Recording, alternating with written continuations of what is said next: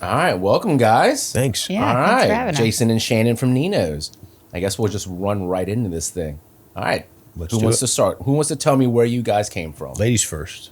Oh, you Oh, did that wow, nice. Yeah. Good morning. under the disguise of gentlemanly. Yes. Very chivalrous. Yeah, so I mean, we have a rich history in restaurants in general, and I was born and raised in Ponchatoula, so I'm from here. I spent a good deal of time, 10 plus years on the West Coast in restaurants, and wow. eventually, having kids brought us back to the village, if you will. And we've been in Baton Rouge for about 4 years. Where are you from then? So I was originally born in South Texas. Okay. Yeah, I'm from San Antonio. And Shannon and I, like she said, she spent 10 years on the West Coast in restaurants. I spent 10 years in the Midwest in restaurants. We were both working for the Cheesecake Factory, just in different parts of the world. So I did Midwest and did a few restaurant openings with the Cheesecake Factory. Eventually made my way back to San Antonio, and across the ocean I did the Dubai opening, which was awesome. And then back to San Antonio for a brief period. My mom wanted to kill me at this point because, her baby was finally home. And then moved to New Orleans to do the Metairie Cheesecake Factory opening. And that's where Shannon and I met, and we were coworkers for a long time. And then all my boys left me. My buddy Edmund moved to St. Louis, and my buddy Jonathan moved to Houston. And I was like, hey, you want to go to a street festival? Like, I have no one to hang out with anymore. And then I was the last choice. That's true. Oh. That's Yeah. true. But now you're the first choice. But she just got home, so she was spending all the time with mom. Yeah, I never hung out with Yeah, she never hung out with anybody, but I was like, dude. And so then after that, our careers kind of took us in different paths. I went with my buddy Edmund to work for Cooper's Hawk, and I moved to Cincinnati. And Shannon took a job with BJ's Brewhouse, which I'd later come to work for. And she went to Dallas. Oh, that one. Yeah. So she was with And I later went to Cooper's Hawk. Yeah, and then she later went to Cooper's Hawk because, we decided that, we wanted this to be a thing. So, yeah, we eventually wound up and made our way to Cincinnati. And we lived there for a year. I loved it. Shannon hated it because she was pregnant the whole time. It was cold. I'm sure. And, then we moved back. Not having a village and not having, support is challenging. So we left Cincinnati. We moved back to San Antonio because we dug working for Cooper's Hawk. I thought it was a cool company. It was a great brand. It was fun. It took a different perspective on table, service recovery because you could just slide somebody a bottle of wine and be like, hey, take this home, drink it. Forget about whatever happened here tonight. We'll see. Really forget about it. Yeah. So it was a cool concept, fun. Again, it was a scratch kitchen, but a nice balance of what we were used to at the Cheesecake Factory. So we went back to San Antonio. I took a job with BJ's Brewhouse in San Antonio, and that's what brought us back to. That's what brought us to Baton Rouge. I was the GM at the BJ's Brewhouse at the Mall, Louisiana there, and then a couple stops between there. I worked for Walk-Ons briefly, Building 5, and then now Nino's. Now Shannon's the boss. Yeah. Yeah. So it looks like y'all always kind of found a way to find each other again. I mean, it was, it's always been fun. And then Shannon, when we moved to Louisiana, we moved to Beta Springs, and she hadn't been in the restaurant industry. I guess in San Antonio, it hadn't really worked. Right. So for about a year, and I'll let you tell that part. That's your story. So you got out of the restaurant business for a little bit. Yeah. So we had 2 babies in 1 year. So one in January, one in December, same year. Oh, wow. And that's like really back to back. yeah. It's a solid tax year. Yeah. Nobody does that on purpose. And it just didn't make sense with us both running restaurants, crazy hours, that kind of thing. And so, I had stepped down for that time that we lived in San Antonio. And then we moved to Beta Springs. We bought our first home. It was, kind of time for me to have a little bit more sense of sanity. Yeah. And I've never not worked. So it was challenging for my mentals. So I went back to work 3 days a week serving. It was the best time ever. I had no responsibilities. Yeah. I didn't make anybody's schedule. Showed up on time, worked hard, made money, went home. What a good life. It really is. Well, especially when you've run restaurants, Yeah. you kind of, know how to handle guests. So you're never going to get really guest complaints on me, You know how to recover them like in the moment. Absolutely. So it was easy and it was fun. And So when we moved to Baton Rouge, I had originally thought that I was just going to commute down to Covington because at this point I have regulars who come in all the time, that kind of thing. And so, but then Ida hit. We hadn't even unpacked our boxes yet, and it looked like it was heading straight for us. We had no idea how our neighborhood or how our house was going to hold up in the storm, but we did just fine. And but that restaurant was out of power for like 2 weeks, So I ended up. That's when I ended up working for Proverbial, and so I opened Proverbial, and then somehow they found me. I never thought I was going to run restaurants again, but Supper Club found me. Oh. Asked me to open that restaurant. So I was there for that first year and then worked on the concept for Colonel's Club before they opened. Oh, very cool. Because you were telling me about that. And I was like, dude, that's awesome. Yeah. But I've seen you work, so I can see why they went for you. Thank you. It was very impressive. You're just, I don't know, like it feels warm. I told you that whenever I was there. I was like, that's nice, dude. Yeah. You can't fake that. Like, I don't know how you teach that to people. I've been trying to teach it to people, but you have to genuinely care. If you don't, then it's not going to work out. I've found that you really can't teach it. You have to find someone who Yeah. For me, like that's one of the number one things that I look for in any candidate is emotional intelligence. Oh, I can teach you steps of service. Like, yes, I want, a server who has served before, but that's not the number one thing I look for. It's not necessarily a disqualifying attribute if they haven't. If they, have that spark and that genuine care for people, I can teach the mechanics. Yeah. Y'all's team is awesome, by the way. We are incredibly spoiled. Yeah. We do our very best to take great care of them because they take great care of us. When we're at the restaurant, we live at the restaurant. And in the last year and a half, we've had the opportunity to travel and spend more time with our kids. And, none of that would be possible without the team that we have. But I think that's a testament, especially Jason, he's got quite a few people who have worked for him before too. At one point we had, actually PJ worked for him and then me. And then when we had our own thing, wanted to be a part of it. That's so cool. So Nino's has been around for over 20 years, right? When did you guys? So we've had it for just over a year and a half now. Yeah. So we're on, 18 months. It's been awesome. We had originally started to, so we were, again, long time in restaurants, operating restaurants at high level, so on and so forth. But we always kind of wanted to do our own thing. So we built out, investor deck, kind of concept creation. We had vision board up and photos of what we thought. We'd go to restaurants and see something we dug or something we didn't like or whatever it might be. And we're putting this whole idea together. And we started meeting with some, like property management companies like, hey, what's this look like to get in here? Would you even entertain having us? Right. We've never been owners. We've only been operators.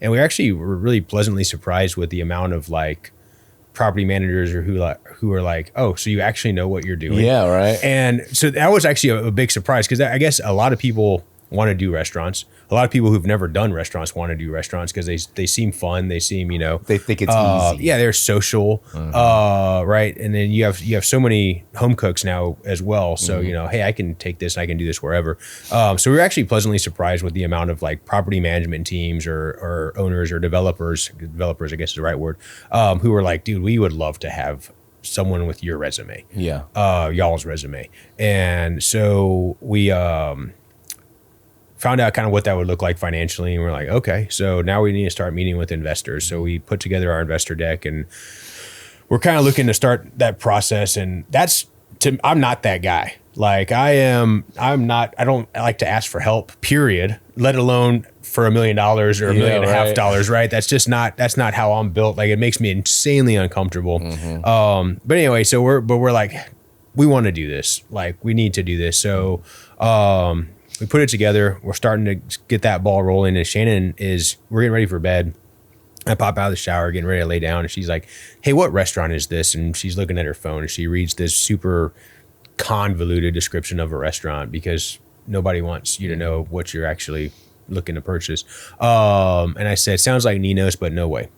And she says, but if it is. And I said, it's not. just to go to bed. Yeah. What if it is? She says, but what if it is? And I said, if it is, let's go get the money and make this happen, because that seems like a solid investment. And yeah, so it took us a minute to get a meeting, proof of financials, proof of all that, you know, just all the business stuff that restaurant people dislike. Yeah. Yeah, we finally got the meeting with Elton and Randy, the previous owners, and confirmed that it was Nino's, and, you know, kind of made a deal, and it was, you know, less than a tenth of what we were looking at from original ground up build or own concept creation. Plus, just what a foundation to just walk in on, right? And with an operator background, so on and so forth. So I think at the end of the day, I was still the uneasy one. You know, I tend to really like to calculate my risk, and you know, Shannon is. I was ready to be home. I was about to say you're the risk taker. Yeah. So even to a certain point, like, you know, I was uncertain about it, and she's like, Jason, you've been a GM for X number of years. Have you ever had a down year? And I said, no, I've always been up. You know, I took BJ's Brewhouse in Baton Rouge from the worst performing BJ's in Louisiana to the top performing BJ's in Louisiana, to competing with restaurants in Texas, which they never thought was going to be possible. And she was like, you got this operationally. So I was still unsure about it. We were fortunate enough to make some smart investments during COVID, actually in restaurants. And so that was kind of our I don't want to say nest egg, because that's not what it was, but that was our safety net financially. And we were going to pull that safety net out from under us. So even me, I'm like, hold on a second. So I went and I even talked to my mom and dad. I'm like, hey, look, we're about to rip this Band-Aid, pull this net.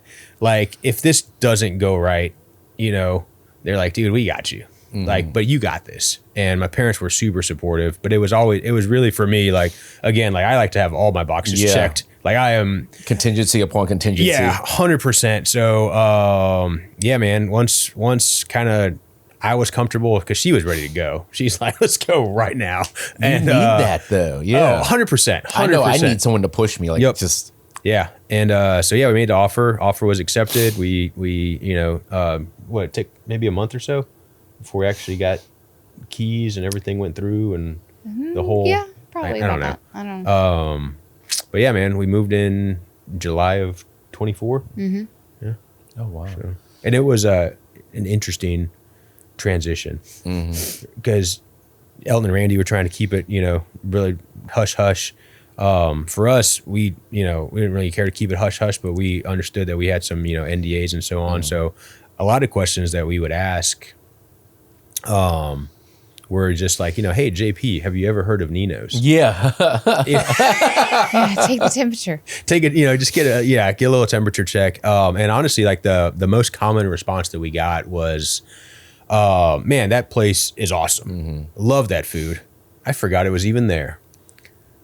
And so that was kind of a little bit of a blinking light for us on kind of, you know, what we wanted to do, kind of initial stepping in operationally. Like we knew it was going to, you know, even as a general manager going into a new restaurant and taking over, like I always took my initial, I'd say probably 14 days of just like checking a pulse, you know, seeing what's where, what works, this, that, and maybe some minor tweaks here and there, unless something was just like glaringly obvious.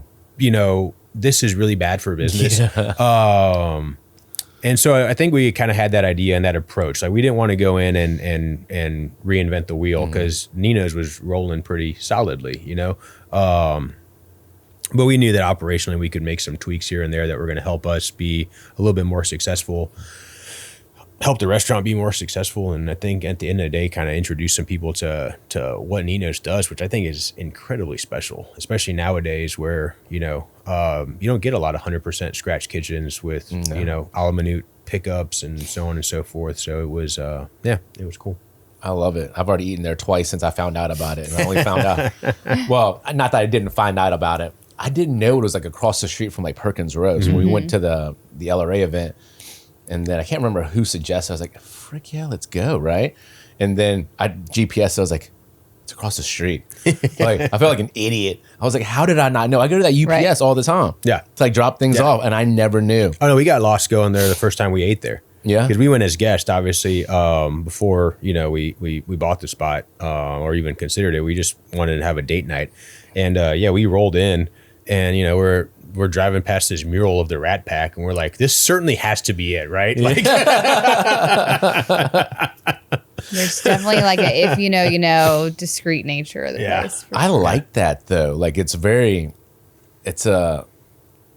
feel like an insider, you know, like when you find that it's there. I don't know. It felt so good to walk in. Like you felt special. I don't know. I can't describe the feeling.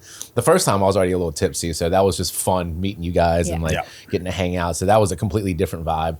And then bringing my wife there on Saturday for like date night. Amazing date night, by the way. Like she still talked about Jamie's espresso martini like last night. Jamie has a solid espresso martini. Yep. I don't even want to ask what's in it. I was just like, I'll just come get it from you. Yep. But that dude makes a lot of good drinks too. And I was telling you guys at the neighborhood party last night, like everyone was raving about it. Like really, like soon as someone said the first thing about Nino's, another person chimed in, and then, then we got to be like, well, do we know the owners, dude? Yeah. Like how cool is that? Yeah. And then we got to talk about how awesome you guys were as people. And they're like, really? So it's, that's the type of like, I guess the promotions that I love the most. Like those grassroots, very like, that's to me is how you sustain long-term is creating those relationships with people. And that's testament to honestly Randy and Elton for that, because that was kind of like, again, like we were, checking people's pulse or taking temperatures on what they thought of the restaurant before we stepped foot in it as owners, operators. Everyone loved it. Mm-hmm. Like, the only negative take back was I forgot about it. Yeah. And so that was our goal when we walked in. And honestly, Shannon captained that ship was like, we just need more exposure. Mm-hmm. So like immediately we jumped on Open Table. Cause that's how I restaurant. Yeah. Like if I don't know exactly where I want to go or what I want to eat, I open Table up and I see what pops up. And that's a nice reminder. Like, oh, Nino's. Yeah, that place is awesome. Yeah. Let's go there. You got to stay top of mind. Right, yeah. And so we did that along with playing with socials. But, again, like, yeah, I think, staying top of mind, being on it. And then based on, Open Table, we no longer use Open Table. We're on Toast Tables now. It was great. We ran with them for a year. And I think that really helped us with just, reminding people we were there. And the ease of getting, we felt right away, let's not make it challenging for people to come and visit us. It's already challenging enough with 60 seats. Yeah. And terrible parking. Yeah. There's other places that have it worse, but I don't mind walking for that. Right. But I felt like before it was challenging, right? You would call, and usually because they were, Nino's was only open from 5 to 9, Tuesday through Saturday. And hopefully you called when they were open, right? And if you didn't, you left a voicemail, waited for someone to get back. When the very first day that we had taken over, they had closed for an extra day. So they were closed for at least 3 days. And oh my gosh, it was like 60 voicemails. So you're like writing it down. What time did they call in case, their phone number isn't audible. You got to know so you can look at the caller ID, what time they called, what day they called, what their name is, what their reservation request is, if they even put all that information in there. And 3 days later, nobody's waiting 3 days. No. They're making a reservation somewhere else. Uh-huh. So, but that was a good hour and a half plus of me calling guests back to try to, and then you're doing reservations on a paper sheet and blocks. And we all know that people don't eat in blocks. It's like a complicated Tetris game, more than, block stacking. So, just all the way around from the ease of the guests to the time that it was, consuming for me. That was kind of a no-brainer. It was a scary note, anytime that you sign a contract that says, hey, I'm going to pay you this much money before you've actually, really even had a full shift. It's all of a sudden your mortgage is on the line. It hits a little different than running everybody else's restaurants for sure. Oh, it does. Wow. Oh, yeah. It's a different ballgame. Yeah. That's true. I can't even imagine having to listen to voicemails anymore. Like it's just. I still do, we definitely get a mix of. We get like 5 of them. And a lot of times people call right realize it's the voicemail and hang up and then go to the website. Yeah. I mean, that's in our voicemail. Like initially it was definitely immediately in there was, hey, thank you for calling. So sorry we're not here. You can make a reservation through OpenTable. They're like, that's new. Like, yeah, if for parties, 6 or more or 5 or bigger, please leave your name and number and we'll call you back, just due to limited space and what have you. So, yeah. That's crazy. I can't even imagine how to manage all of that. So right now you went from 60 to 5 voicemails to check? Yeah. Yeah, Probably if about that. Yeah. It's probably about that. Yeah. How good does that feel? Like they just didn't do it before? And we went to online ordering. So if you want to order a takeout order, you go to our website, you can online order. And that's helped a lot too. Because I was kind of like in the middle of a rush, you're trying to take to-go orders and things like that. So now people have an option. So even that's a little bit less, Yeah. Well, and I mean, we're, again, like just being people pleasers, being restaurant folks, hospitality driven, it's challenging to say no. And it's not a money driven thing. It's man, I don't want to disappoint you. And you actually called me. I mean, you text me Saturday, like, hey dude, is there any chance you get my wife and I in? Like, and I don't deal with that. So I immediately handed my phone to Shannon. It's like, I know you're going to say yes. And she's like, just tell him yes. And I was like, I know, but I don't know any details. He still made me send a text, like that 2-sentence text was, or 2-word text was too much for him. Yeah. But yeah. And a lot of times it's yeah. So, it was difficult to not being able to take a to-go order, not being able to figure out whether we can get you in or not. Based on the software, like technology has come so far to help restaurants honestly be more hospitable because you're able to function at a higher level without having to put the brain power behind it. So it's or having to hire someone that's done this a million times. Yeah. Yeah. And I mean, those people are also invaluable. Like I tell people all the time, like I remember doing some training in a restaurant and, the restaurant had a really hard time staying full. And I told the GM, I'm like, hey, bro, why don't you get yourself a $15 host? Yeah. Like, get yourself a, someone who's done this for a while, late 20s, early 30s, responsible, dialed in. Like, well, I'm not paying a host $15. Our hosts make $9. And I'm like, I get it. You're looking at it but you have 18 empty seats right now, and you're on a wait. Like, oh, dude, yeah. Pay the $15. You're gonna pay for it in 2 of those tables that you get sat more efficiently. Just return guests. 100%. Happier people. Like if you're a high volume, restaurant that's popular in a great spot, whether it be a mall or what have you, like those people that can actually keep your restaurant full and make your life easier. Like, I mean, we do it ourselves. We're tiny, and she's best in the game at it, and it's But yeah, I mean, invest in those people that are going to, make your lives easier and take care of the guests. Like you said, return guests, happier guests, butts in seats, right? Like, that's old restaurant adage, right? What's the most expensive seat in the restaurant? An empty one. Yeah, the empty one. Like, so I don't know. I've always, coming from, 200 seat restaurants, like, it's always been like drive, right? And like having to throttle that back a little bit, going into some smaller concepts. Building 5 was my first non-corporate restaurant. Like, so that was a different challenge, and trying to understand the pace of dining. And even with us, it's a little bit different. Like, we're not trying to turn and burn. Like, we're an experience. Yes. Like, we want you to come and have an experience, but we do want everybody to come in. Yeah. Like, so you'll see it. How's it going so far? Like the podcasting thing. Oh, good. Not too bad. Not too. Oh no. I mean, I don't know. I always feel like I've fucked it up. I'm like, oh man, I wouldn't stop talking or this. Dude, no, you're doing awesome. Because like this is the part where because honestly, the only people who listen to these podcasts are like people in our industry anyway. Right. So they want to hear these things. Yeah. Like it's not. I started doing this to give out free content. But then I started doing this because it made me feel good. And then I started to realize it started to make the guests feel good. Right. We're just getting things off our chest because you don't really get a chance to talk about these things to like people who understand. People like normal people, right? Yeah. They're like, oh, it must be tough. You're busy. And like, you're like, yeah, but like, I want to talk about like the host that didn't show up or, like the things that are like making my life difficult. Yeah, no, that's actually pretty accurate because we were busier than ever. But I saw this Instagram thing that talked about being a restaurant owner is like having $2.50 to start the day, and by the end of the day you have like $20,000, and then like after the day closes, and then like the next morning you have like $2.75. Yeah. Which it's so true, after like sales tax and payroll tax, and then you get taxed on your chairs and taxed on property you don't own. I'm like, what's happening? Taxes everywhere.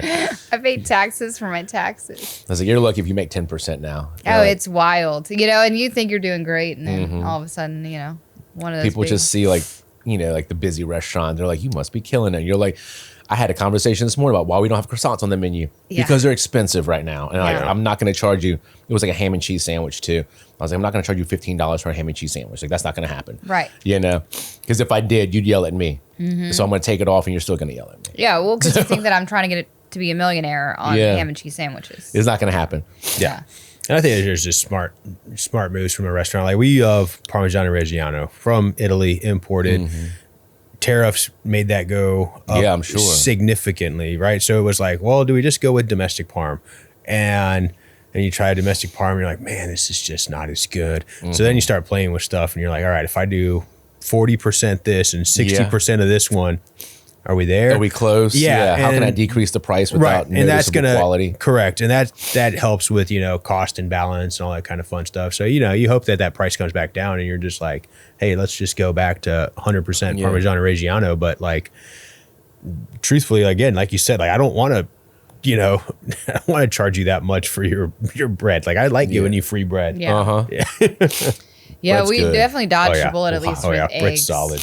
None of our pastas, with the exception, of course, of the gnocchi, none of our pastas have egg in it. Oh, wow. Yeah, so we still use a lot of eggs in the restaurant, but a lot less than if our pastas had eggs. So at least I looked at the silver lining on that one. I love that y'all make everything from scratch. Like, it's fun. We're gluttons for punishment. Oh, I'm sure. Yeah. It's worth it, but I'm sure the prep time and like you got to get it perfect. It is, but sometimes it almost feels like cheating, because you already are like putting out such a great product. And I talk about it with our pastas. Like, our sauces are really great, but they honestly don't have to be. Like, the pasta itself is delicious, it carries that the kind dish, of thing. Absolutely. Yes. So I sometimes feel like we're cheating. Like, oh, if you just do it the old-fashioned way, all of a sudden it just tastes better. I mean, it's pretty fun though, and it's fun to see like Jamie, for example, jump in on that. Like, he's like, no, we do everything from scratch, and it's pride. Well, 100%. And like, I mean, there's great products out there, especially for bartenders that are thoughtfully made and crafted. And he's like, nope, I'm doing this like myself. And you know what I noticed, and I actually have never taught them this. Every one of our team has a whole spiel about Nino's. Oh yeah, they're like, hey, have you been here before? And if they say no, well, then they go into it. Like, well, just so you know, Nino's has been around for 20 years. We make everything scratch. And, and they each have their own version of it. And it's never something, I do want them to ask our guests if they've been here before or if they're celebrating. That's the kind of thing that I've, said, yes, we need to make sure we're not missing people's celebrations. But I've never given them a script of like, here, talk about us. Or, and they'll even, I'll overhear, I'm like, oh, we've changed ownerships about 1.5 years ago. So you'll notice things that are a little bit different. Here are the new things on the menu. Here are the things that have been around for years. But every single one of them has their own version of that. And it's never something that we've brought up or even suggested to them.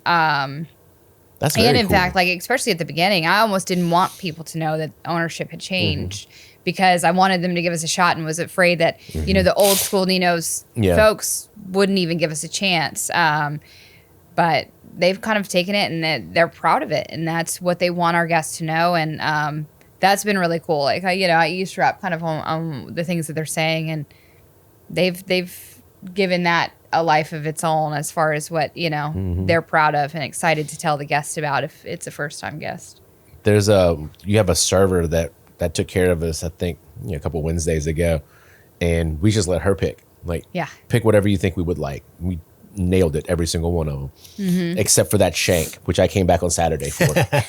So I had to. I saw it, and then I saw the guys in the kitchen. They let me see it, and I was like, dude, I got to get this. Like, why didn't I get it this time? Yeah. Well, and that's one of the more expensive things on the menu. It's not crazy, but I think that our staff is always very cautious of that. They're never going to just recommend the most expensive thing on the menu.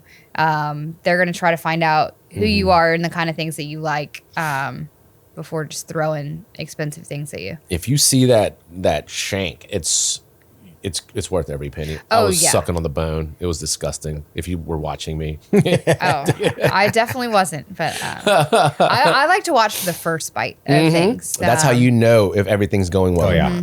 We had no one has to say anything. That was like a sample someone sent us, and they're like, hey, check this out. You know, I don't know if it's got a spot in your restaurant, but like, you know. And so one night I was just like, I want to try this. And I had read this recipe. It was actually for a chop, but it was like a cream and mushroom braised pork chop. And I was like, I bet this will translate. In fact, I bet it'll even be better because it's going to be super tender off the shank. And man, we did it, and we sat down. It was like a Saturday night, maybe Friday night. Sat down after a busy shift, and I'm like, hey, chef, plate that up. How do you want it? And like, well, what do we got? You know, we got some risotto. Great. Yeah, just put some risotto on a plate and some veg and put that guy there. And that's where it started. And that was like summertime. Yeah. Or like, wow. So or like spring. Ago. And so like, it didn't really fit the menu at that moment. You know, it's kind of warm. It's heavy. It's got, you know, it wasn't exactly what we wanted. So, but like, in the back pocket we put in the back pocket. And yeah, the team was always like, hey, boss, when we doing that? When we doing that? So when we put it on this menu, roll out in fall, it was good. It was exciting. And it took a little while to get some traction going, just because it is such like a warm, heavy dish. But once that temperature dropped, it was like, okay, here we go. I'm definitely coming back for it. So how often y'all change menus? Oh, we try to do it seasonally. So 4 times a year? We try to do 4, probably a little closer to 3. I mean, some of it has to do with the fact that the weather doesn't change. We only have 3 seasons. Yeah.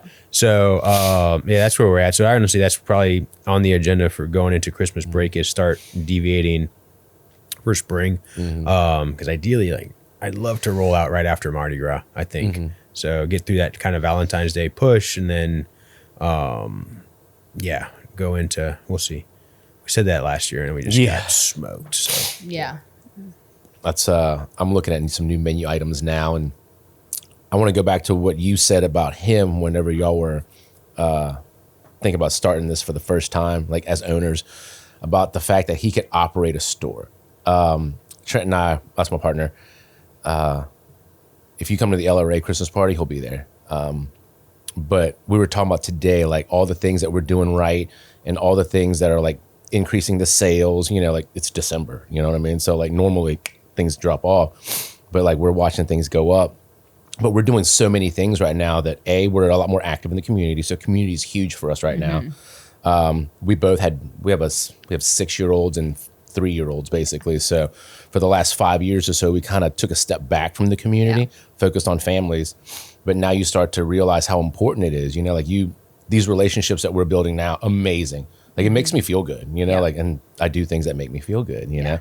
But operationally, you guys run such an amazing ship. Like can you walk me through like what's y'all's mindset when it comes to operations, like a daily operations, not like admin stuff, but like when you're talking to your staff, like doing pre-shifts, like we already talked about finding the right people, because I learned that not too late in life. It was probably like a few years that we got in because we were looking for people with experience. You know, like, dude, at this point, if you don't have the same core values as me, you don't work here. Right. So like, I don't care how much experience you have, that comes secondary, but it's also, you have to have both. Right. So if you don't have both, then you're not a good fit. But you for sure don't have these core values, then you're definitely not a good fit. And I don't care how good you are. I've been burned so many times about that. Yeah.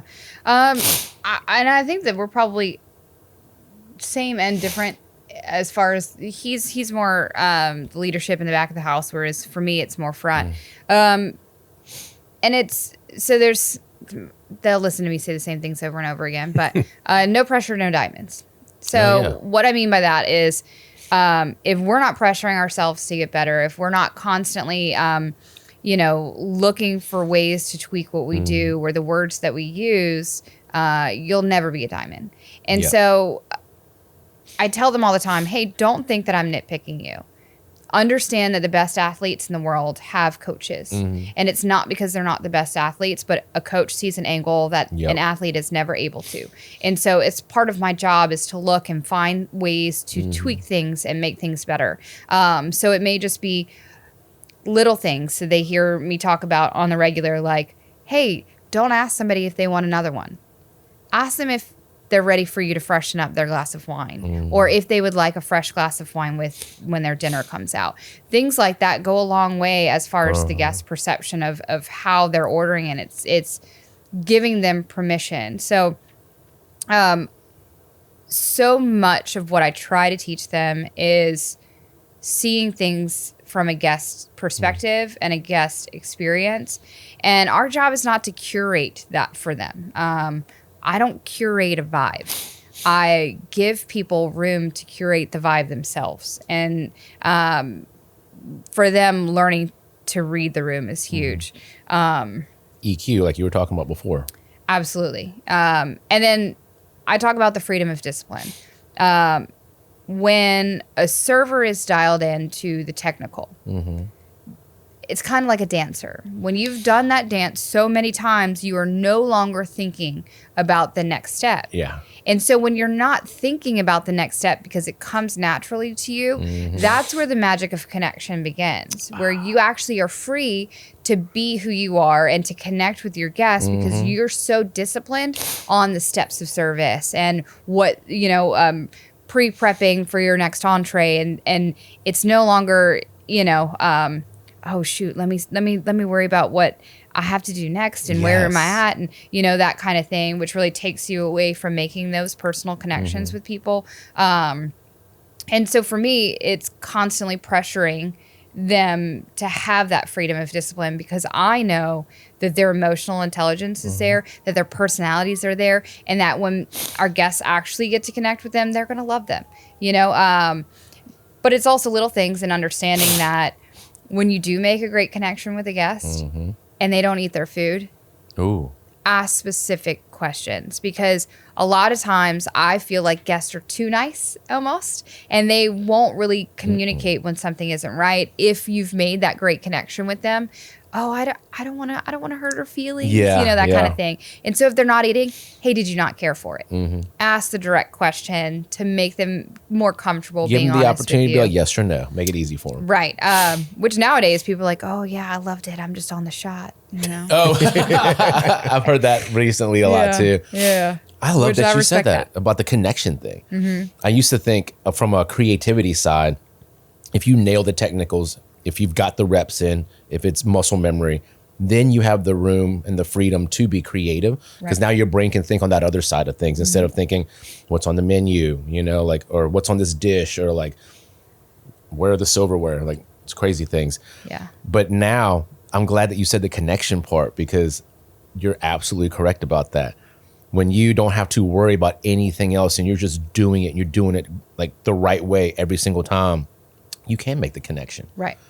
I'm going to steal that. Please do. And I think the even to expand on that piece, the hard part is, and I mean, it's happened to me, but I think especially front of the house wise is like you do have that, that guest where you forgot their glass of wine. Yep. Or you whoopsed, right? We're humans. And right, 100%. And I think one thing that, we try to tell our team is like, hey man, you got to move on.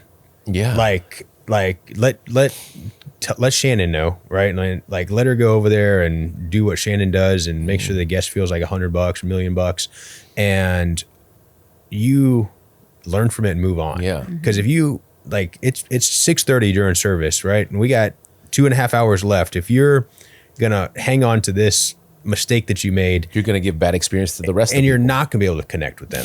Like you're gonna and I mean, it happened to me. Shoot, man, what was that? We did a Eat the Boot dinner with those guys.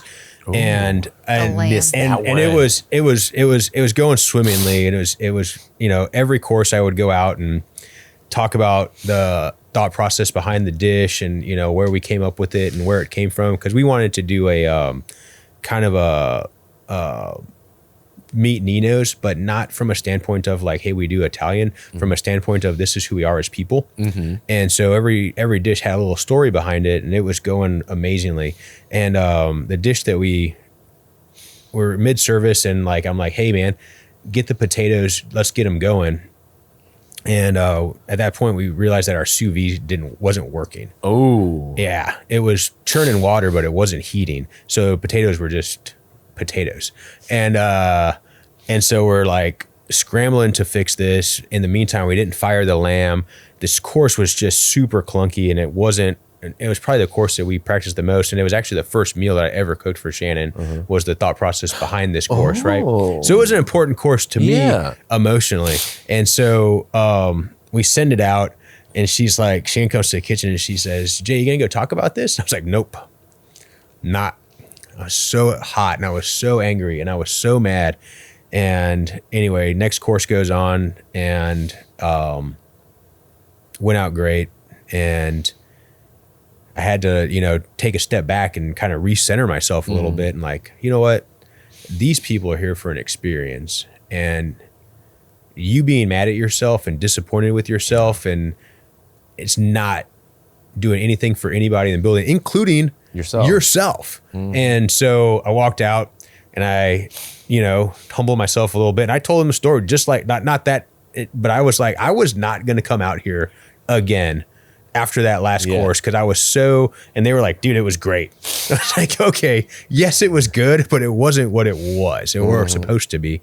And I think that's really important to teach your team, is like, you have to let that go. Like, especially a front of the house team member who is on stage, like I can be mad in the kitchen for 5 minutes, but to a certain degree, that doesn't help them either, right? Because everyone feeds off that energy. Yep. So it's important to just be able to let that go, because there's not a lot. We can't time travel yet, as far as we know. And so here we are. Like, let it go. Try to do your best to learn from it. But there's don't take it out on the other 20 guests you're going to have this evening, or what it might be. There's no failures. There's only lessons. Yeah. It took me a long time to realize that, because if I mess something up, God, I'm glad no one lives in my head, because the things that I say to myself at times, you're just like, bro, like, ease up, right? Yeah. But like, to me, like, I expect better from myself. Like, I talk about, I used to think that I was a perfectionist, but I realized that that's probably a way of me to procrastinate, of not putting things out. So one of my sayings now is, done is better than perfect, because perfect is never done. Because you can always learn, you can always get better, you can always make it just a little bit better, right? And but I used to beat myself up a lot, and now it is very hard, by the way, to forgive yourself, especially in the moment, because the positions that you guys are in, the position that I'm in, I tell them my main job is to make sure that you're proud to work here. If you're not proud to work here, I'm not doing my job. And then whenever I let myself down, I feel like I'm not making you proud, and I'm disappointing people. Right. And I'm a huge people pleaser. I love making people happy, and not like the people pleaser, like a doormat type of way, like that negative kind of people pleaser definition. That all the time. But I love the term people pleaser, but like, let's just take out whatever, like inference that people put in. Let's not deal with that. But that's what we do. The definition of that wrong. Yeah, right. I really do. So how is it? Like, I just mean, I think you're very similar to me, that I'm actually a very proud people pleaser.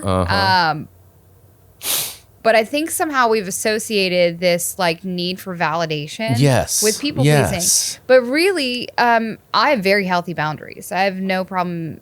I don't have that need for like external validation so much, but I love making people happy. But it's how we fill our cup, right? Like, there's people in the world who... Did I tell you about that? Oh my God, that's like my thing. Like filling my cup. Yeah, that's how you do it, is you amplify joy and duplicate it, right? So those are the things that fill your cup, versus there's people who their cup, they feel satisfaction by solving a complicated mathematical problem or creating a Excel spreadsheet. That,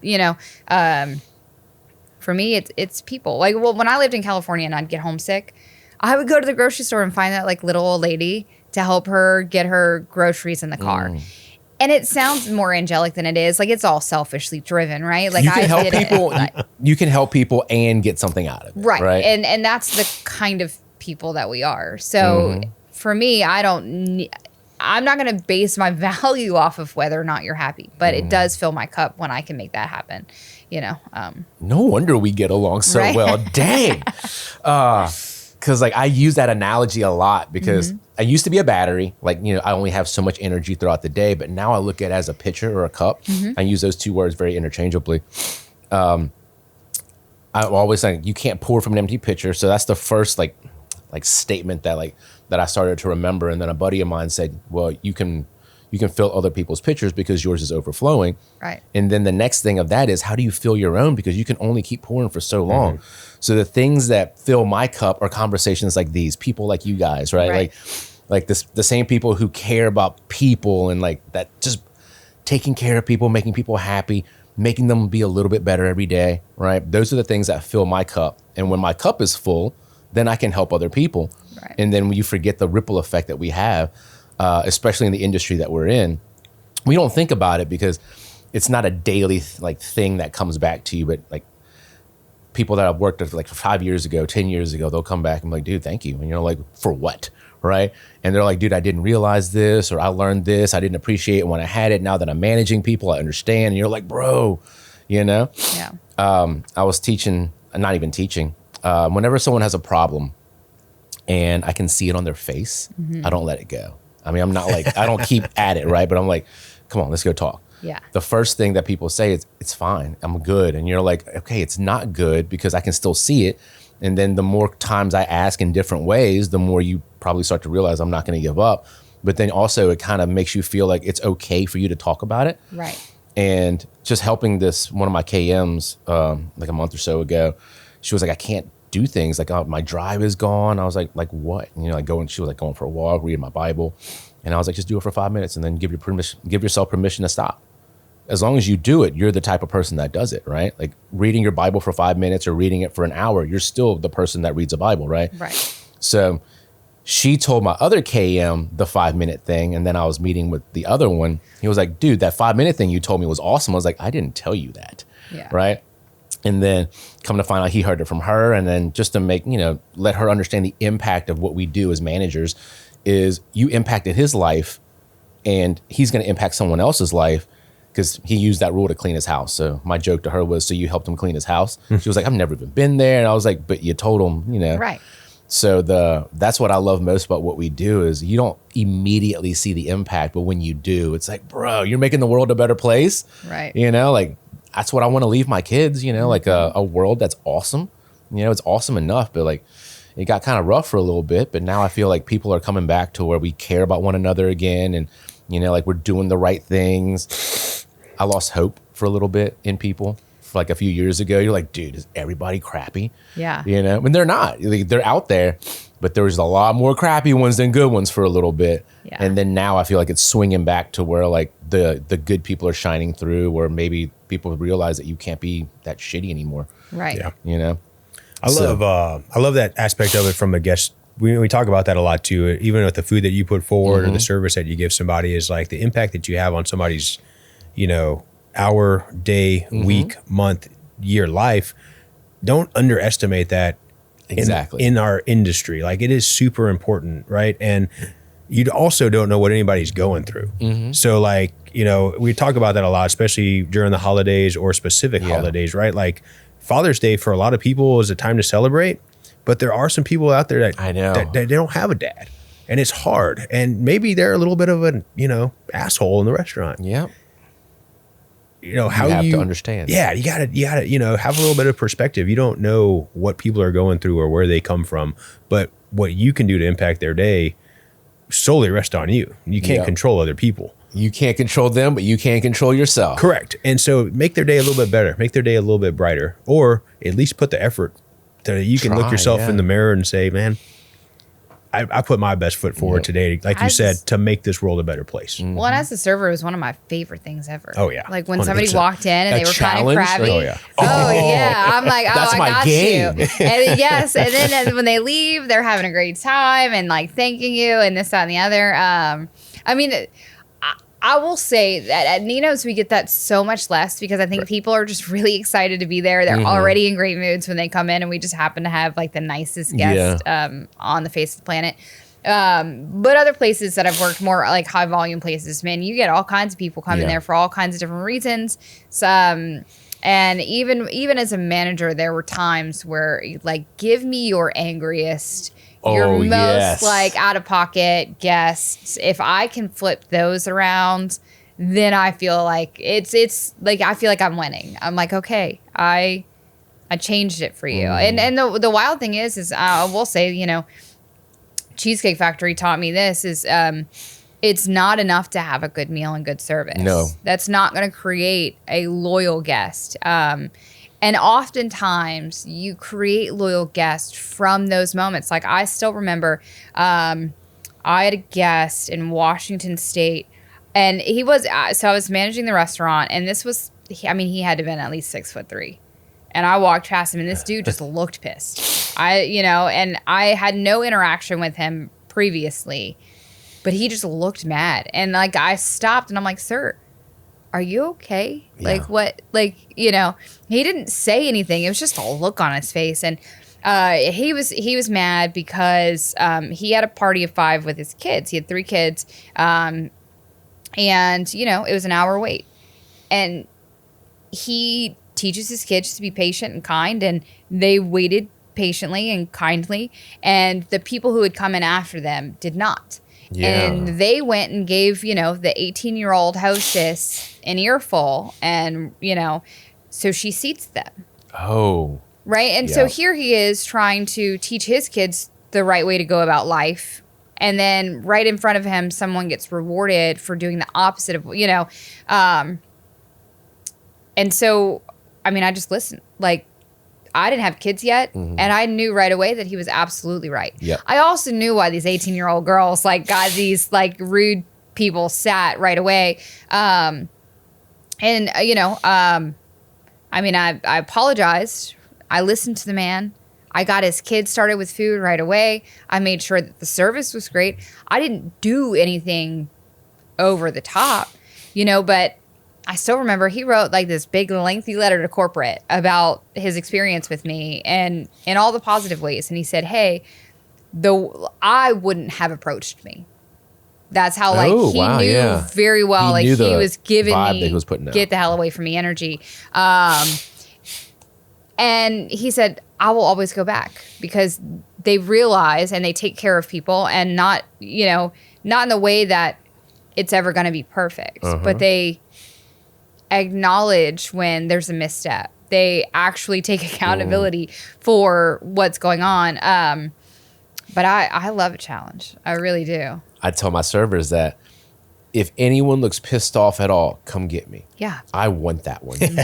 So we had somebody walk out the other day. There was a lot of things that, you know, we technically didn't do wrong. There wasn't a booth available for him. You know, he came back, there still wasn't a booth available for him. You know, so they sat him in the back, and as soon as he pulled it out, like the chair was cracked. The dude was like, I'm walking out. I was like, dude, I told my manager, I was like, chase that dude down. Yep. I was like, let me find out what's going on. You chase that dude down. Then we walked outside. He's like, I'm still coming back. I'm just having a bad day. I was like, dude, you're not going to have a bad day on my watch. Get your ass inside. Yep. Right? Dude comes in. I sit down with him the whole time. And that's how you're going to remember what we do for you. It's just not just food. I tell them, if they wanted like no human interaction, they DoorDash that thing and just write a note, leave it on my doorstep, right? Like they're not going to come into the restaurant. I like that you like kind of do acknowledge, like, you know, Nino's is where people go because they're already in a kind of a good mood, right?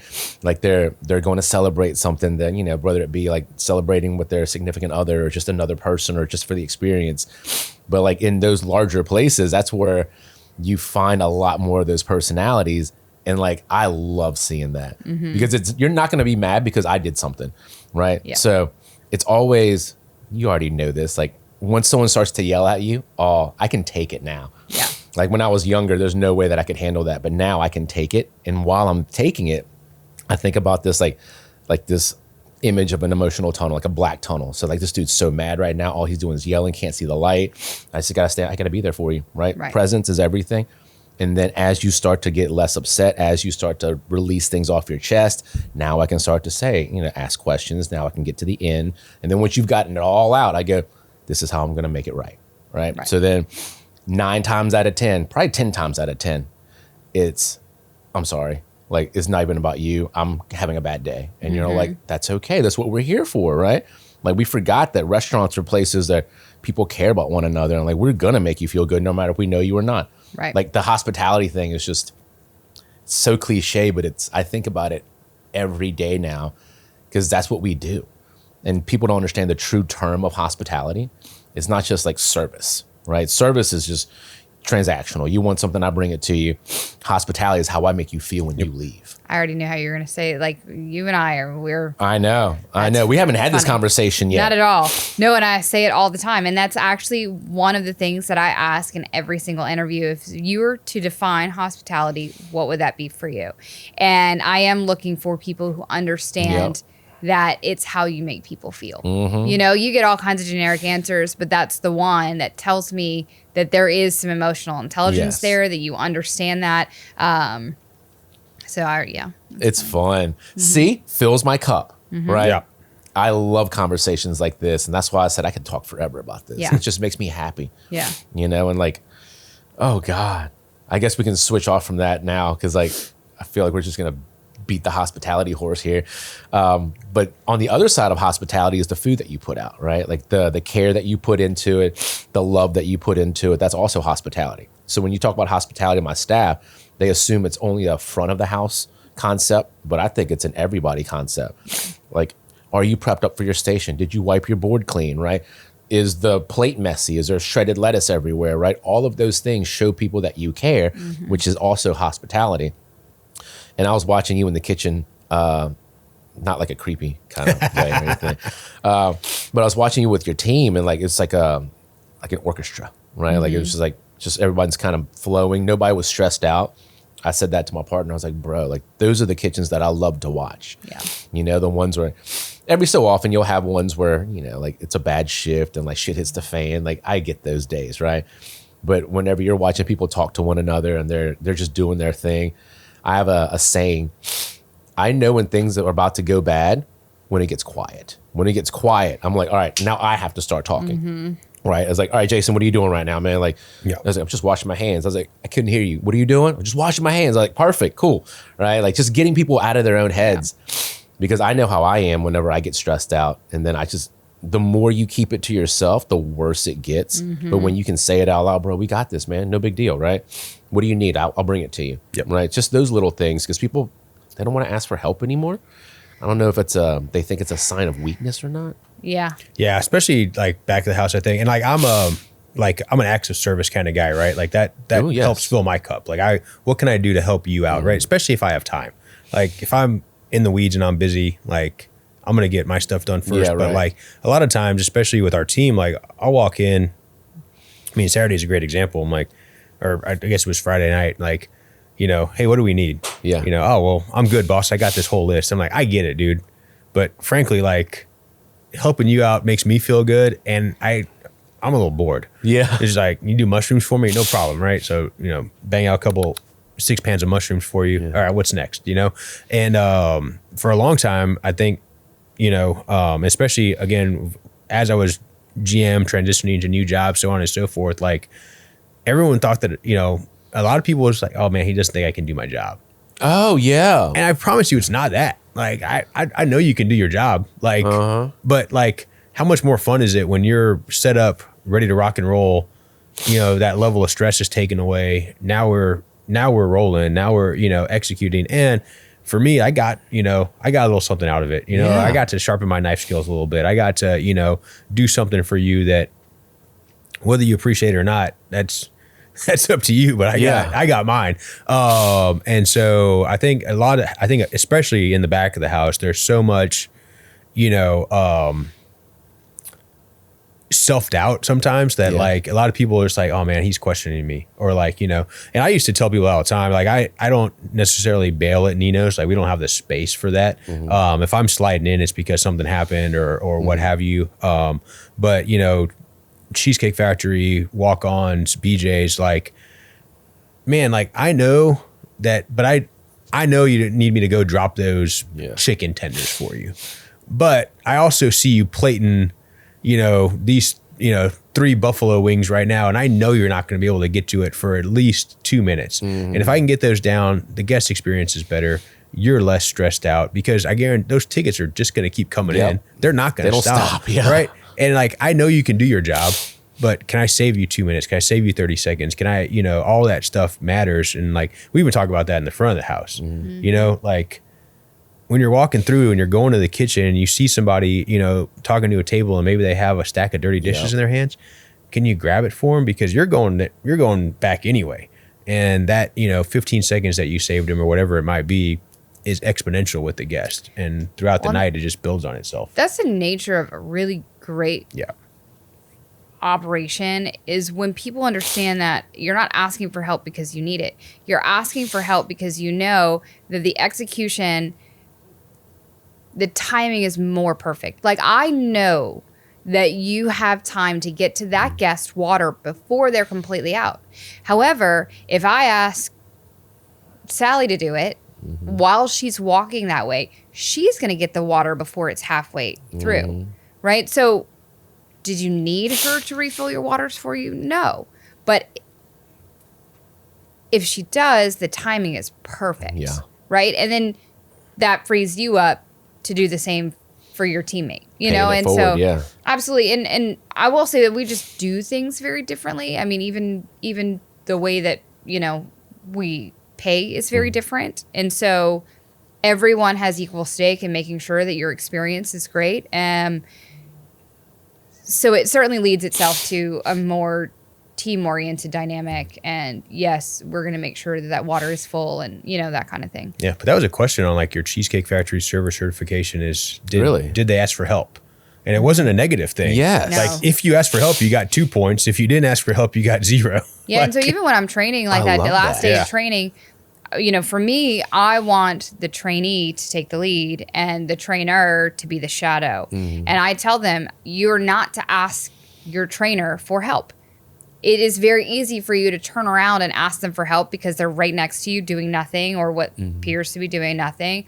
But I need you to get used to relying on the teammates around you. And you're not always going to have that person who's just standing there, observing. So it's not ask the trainer, but ask your team. Yes. I like that. Yes. Because I mean, in a live, environment, when you're every man for himself or, solo on the ship, you're not going to tag team every table. No, you're going to have to stop somebody who's also maybe in the middle of something and say, hey, are you bringing that Coke to table 11? Is there any way that you can bring this bread to table 12? Yeah. Or you're filling fountain drinks and it's like, hey man, can you throw up a Diet Coke for me, JP? Yeah. Like, I'm already here. Like, I'm in the motion already. Yeah. I'll have it waiting for you the second that you drop those in the bus stop. That's so crazy. Everyone assumes it's an individual sport, but it's a team sport. Like servers, I have some servers. They're starting to learn now, but they're like, they hate when someone else is running their food. And I was like, why? Why do you hate that? There's no reason to hate this. I was like, I get it. You're good. Like, no one said you were bad, but I feel like there's a lot of that. Like, they feel like they're being judged for not being able to do all of it all at once. And you're like, nobody can. I don't want you to. Yeah, I'm not going to burn you out. Nope. And when everybody is doing that little, the guests notice. They do. The guests are like, holy smokes, like everybody is so team oriented. Like I had this person, over there refill my water, and that person over there came and checked on me. They feel that. It is quite the plus and not a negative in that sense. And when everybody's kind of on it like that, you're in the nobody's flow. Getting burnt out. So we call them green flags. Like, everybody's used to what a red flag is. Like, we all talk about red flags, but we're not talking about green flags. And it's kind of the same idea of positive reinforcement. So, as a team, we go and identify our own green flags. Like, what is a green flag to you when and I'm sure you've served before too, right? Yeah. And those amazing shifts. Like, when you just have like the team, you're like, oh yeah, this is gonna be a great night, And it's because when you look around the restaurant, everybody's, go back to the water. Everybody's water is full. Or when you see that server who's making a great connection with their guests with their arms full of dishes, somebody's walking by and taking them from them. There's, you identify these green flags, and that's how you know that this place is running the way that it's supposed to be. When servers don't look completely miserable. You walk around and they actually have smiles on their faces, and but there are a lot of green flags that when you identify them and you identify them with your team, they're more prone to recreating it. They're like, oh, I know exactly that feeling that she's talking about when everything is just smooth sailing and so they are proactive, I think, sometimes about recreating those little green flags because we talk about them. That's so smart. Yeah, I think there's comfort in being able to rely on your team too, right? So you're talking to you're doing your full greet, and like our specials are lengthy. So you're getting into them with your guests, and you get sat behind you, and in your head as a server, you're like, oh, shoot. But when you know that those green flags are happening, you know that bread's going to be there. Yeah, like that someone's already in the kitchen putting it together, like. And even water service. Guaranteed. Hey, Jason's going to be taking care of you, but I thought I should get you started with maybe a glass of water. Do you want still sparkling or tap? That kind of thing. And just. And then by the time you turn around, you're like, all right, well, everyone else got you set up, and I'm Jason. I love that. I'm trying to teach my staff that right now on the host side, because hosts assume that they can't help. And you're like, dude, bring some water. It's like, if every server, you're going to be a server one day. Like, I don't have like any career host, like it's always like a stepping stone to serving. I was like, learn now. But you're not just learning what to do, you're learning that you're part of a team. Right. And that's what I'm trying to kind of make everybody understand. Everyone always assumes like that host position's like that bitch position. You know what I mean? It's like, that is the furthest from the truth. The most important person. Exactly. In the First person you see, last person you see, the person that has the time to walk around and help you out. Like, that's the person that I need to be. Chances are I'm not talking to a server when I'm in that building. Right. I'm talking to a host. Well, and I'm sure, I don't know if the way that we do our pay and things like that would necessarily translate to a larger restaurant, but hosts are just as responsible and what's the word? Invested. They're equally as invested in your experience as the servers are. So for them, when we do, so we call it more of a utilities because we're so small. So they'll kind of help me with the front desk and answer phones and run food and refill water. So I think the nature of the position also says, hey, you do more than just seat guests. That kind of thing. But I like that too. Yeah. Let's see, how can I make them run food? Right. I probably wouldn't be able to do that. Yeah. Well, I mean, you'd have to have, I don't know what your setup is. You'd have to have more than one at any given time. Because at least for me, I never want the guest to walk in without like a face up front.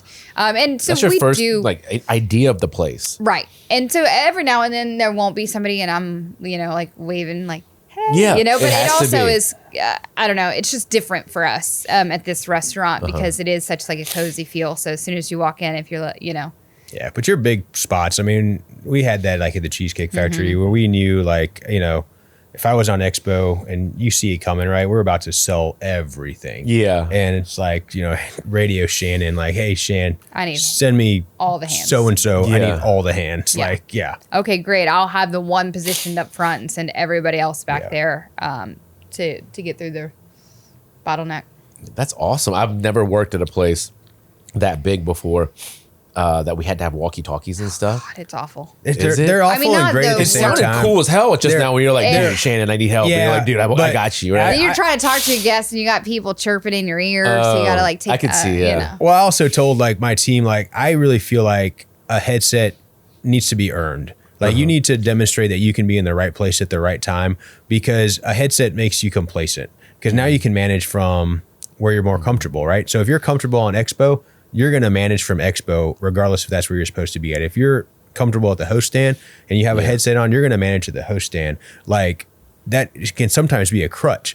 It's highly efficient. Like if you learn how to properly use it and you can still be in the right place when you need to be in that right place, then have a headset because it's going to make you faster. It's going to make you better. It's going to make our team better. But that was actually one of the greatest compliments I ever got from a server. It was actually to my GM. They're like, hey, he was, going around trying to figure out reviews and so on and so forth. And I was new. I think I was an AGM, huh? Yeah, I was an AGM. And my GM's the name time. His name was Shannon. And he walked up and he said, hey, what do you love or what do you like about Jason? And Emily told him he's always where he needs to be. Like That's he sees it before it ever happens. Like if he sees the bar's getting impacted, he's behind the bar. If he knows it's coming to appetizers next, he's right. Like, and it was a really cool like compliment. It's like he's always exactly where he needs to be before he needs to be there, and and it's always a different spot. Yeah, manage through walking. So you're always kind of walking so that you can see where stuff is coming. Constant loops. You shouldn't. And I get what you're saying. Is just those earpieces make managers tend to stay in one position as opposed to like really loop in the restaurant. I've tried it once and it just didn't work. I was like, people just started talking. I was like, y'all ain't even using this right. Yeah. Like in my head, it was like Call of Duty or something, like this is what we're going to do. All right, guys, we're going to go over here. We're going to get very strategic. And it just turned into just chatter, like, oh yeah, you got to do, that can't happen. Yeah. So I was like, dude, we're not doing this anymore. It was no, ridiculous. when I worked in Washington, see that Seattle location is an entire city block long. What? Mm-hmm.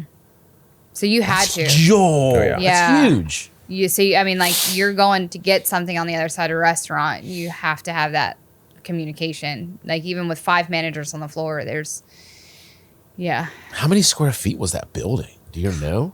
No clue.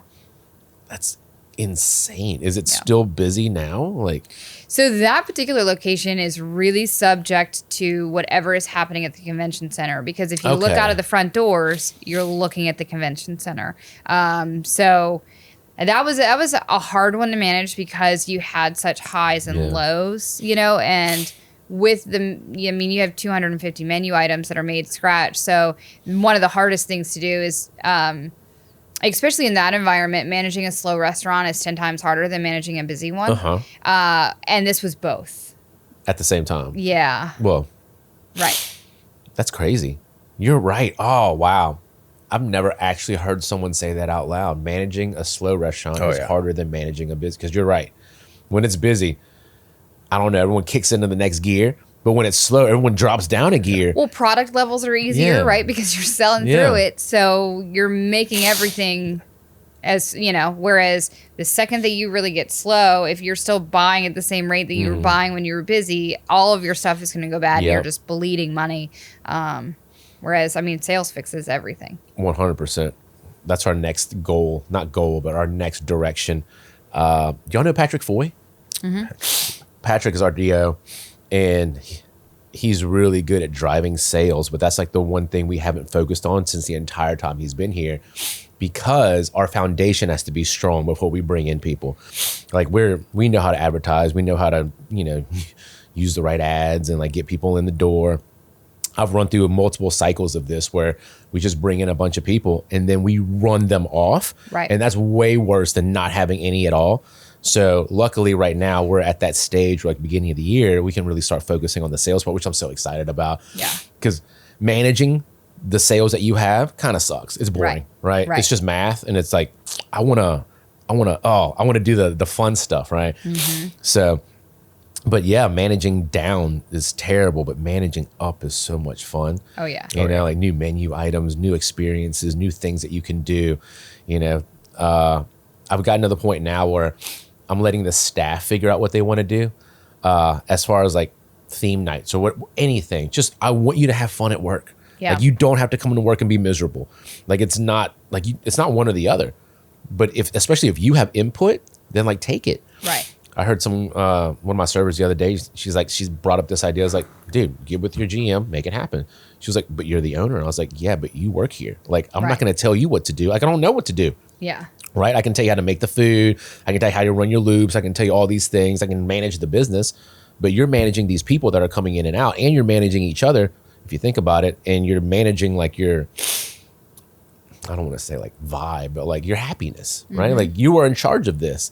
So we're doing like Justin Bieber nights, just where everyone's like dressing up as just like, it's so random. I never would have thought about that, right? I never would have said, hey, you know what? Let's have a Justin Bieber night. Yeah. But if that's what you want, let's do it, right? Yeah.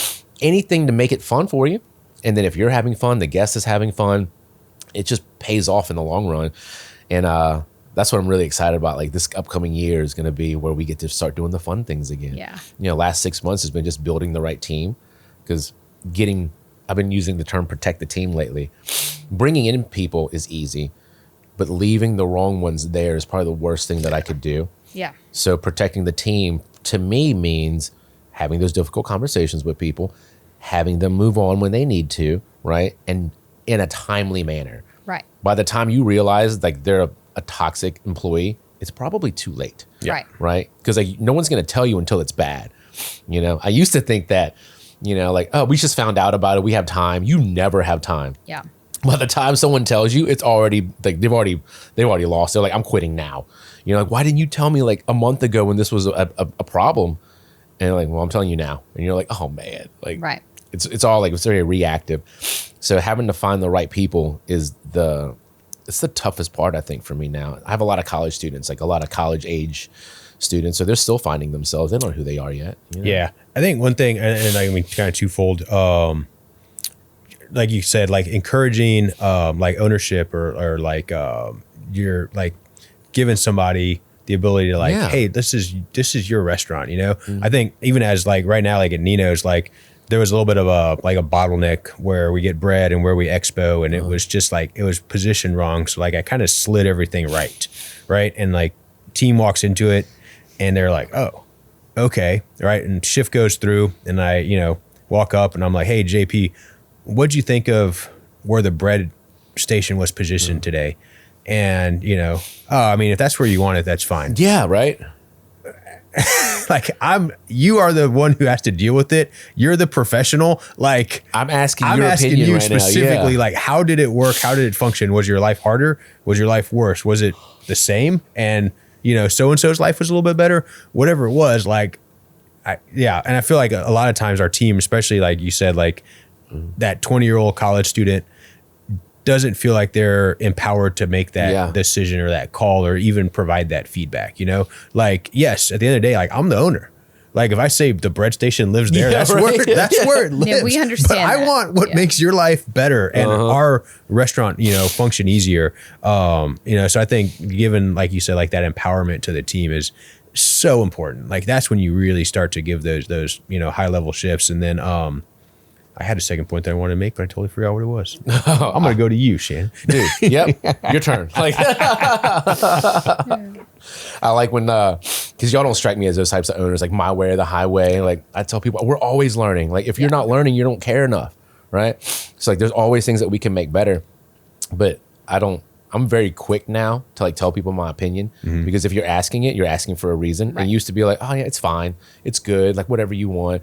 And then now you're like, but if you're asking me and then like I have like a say in it, I'm like, dude, let's do this. Like, and we'll play it out. Like we call it game plans. Like you gotta like, if you can't just bring me an idea and say we do this. Right. Like we gotta like, give me some more steps, you know? Oh, I know what it was.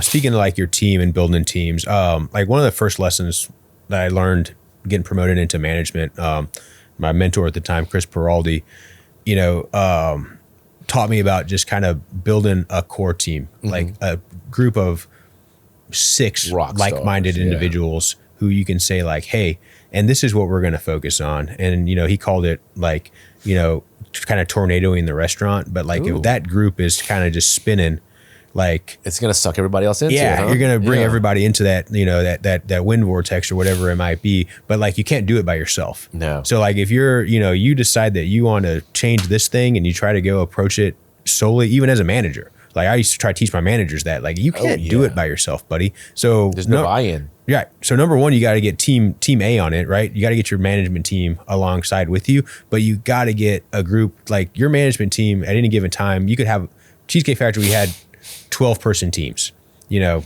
6 front of the house, 6 back of the house, whatever it might be. But at any given time on a shift, there was only 4 of them, 3 of them sometimes. So like you know, you have to get that staff of like-minded individuals to kind of help you go around the restaurant and create do the damage, you know? I feel like it's just like normal psychology. Like when we start talking about restaurants, because my term for that is ringleaders. If you can convince the ringleaders, then you got everybody else. But if those ringleaders aren't bought in, then they're not gonna do it. So I think of things in like 3 gaps: a knowledge gap. Did you know what to do, how to do it, when to do it, all those things, right? and there's an importance gap. Do you know why we do this? Right? If you don't know why we do this, you're never going to buy in. Right. And then the last one's just an action gap. Like, why aren't you doing it? Right. Right. It's just motivation, right? Why aren't you motivated to get it done?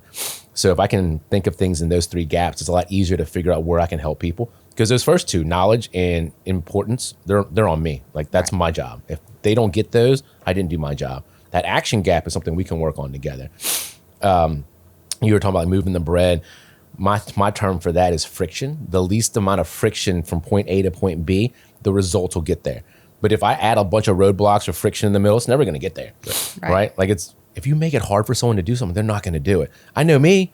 Like, if it's hard, I'm going to figure out a way to make it easier. Yeah. Because if it's not, I'm going to hate the whole process. But the easier I make something to do, the more likely it's going to happen. Like working out in the morning. If my like weights and stuff weren't in the garage, I wouldn't do it. If I had to drive somewhere to go to the gym, wouldn't happen, right? So, same thing with like protein powder. I don't know why I'm talking about like working out and stuff, but like I scoop out like all of my protein on one day, and it sucks to do. But like for the next 14 days, I just dump a baggie out, right? It's got the creatine, the collagen, all of it in there. Friction, because I know if I have to scoop out of every individual container, I wouldn't do it, dude. But I also hate it when I'm doing it, like batching it out. But once again, you got to think about like, it's just prep. This is like being in the restaurants for so long. Like, that's what you learn. Like, the more prepared you are for something, the more likely the outcome that you want is gonna happen. I love that stuff though. Like, this is the fun part about like talking to other restaurant owners, because everyone does the same thing. All the good ones do the same thing, right? It's just different terms for it. So when I hear other people's terms, I'm like, frick, that is right. Like a tornado. Like, come on, man. I never thought about that. I've been using the term gravity lately, though. Oh, yeah? So the more of the good ones I have, the more mass, the more weight, the more gravity. So it attracts the right-minded people, right? But like, it's the same concept, right? Core group of people, ringleaders, tornadoes, whatever you want to call it, gravity. But it's funny how our brains work to, like, we're all doing the same thing, just with different terms, I'm glad to have had an opportunity to meet more restaurateurs. I don't know. I feel like to some degree, we've felt a little bit like outsiders in the way that we do things in running restaurants. What do you mean? I think that we're a lot more like-minded, and I'm glad to realize that there's more of us in Baton Rouge. They are, yes. I know exactly what you're talking about. Because you see people who run like successful restaurants, and you're like, I wouldn't do it that way. I wouldn't talk to my staff that way. I wouldn't, all of these things, but they're getting the results. Right. So at some point, like, there's a saying in one of my mission statements, or like when we're talking about core values and stuff for orientation. Yes, numbers are important. They're the lifeblood of our business, right? Like, you live and die by those, that they don't lie. But more importantly, we're judged more about how we get the results and the results that we get. The results are always the same. Great experience, good food, hot food, right? Those are the same thing. But how we get those results, I care more about than anything else, because A, I'm going to have a better team. And then B, I'm going to have not better guests, but guests that come back, right? You can't create that. Like, organically, like, you can't just say, I want this clientele. You're going to get the clientele that you get, and what you get is what you put out. Right. And I've had that for the last like 15 or 16 years. It was in my original business plan about the how we get the results part. Mm-hmm. I've always been this way. And I used the term family a long time ago, and I don't use that anymore, because family, people assume that you can't get kicked out of the family. Right. Right. But for sure you can get kicked out of the family. Right. It's just might not be a good fit for you right now. Maybe you have to learn the hard lesson before you come back to the fold, So I've been using the term tribe lately, because I don't even know when mankind started, but from the beginning of mankind, right? Like, tribes are how you survived. And if you got kicked out of the tribe, what's the worst thing that could happen to you? Like exile, because that meant you were going to die.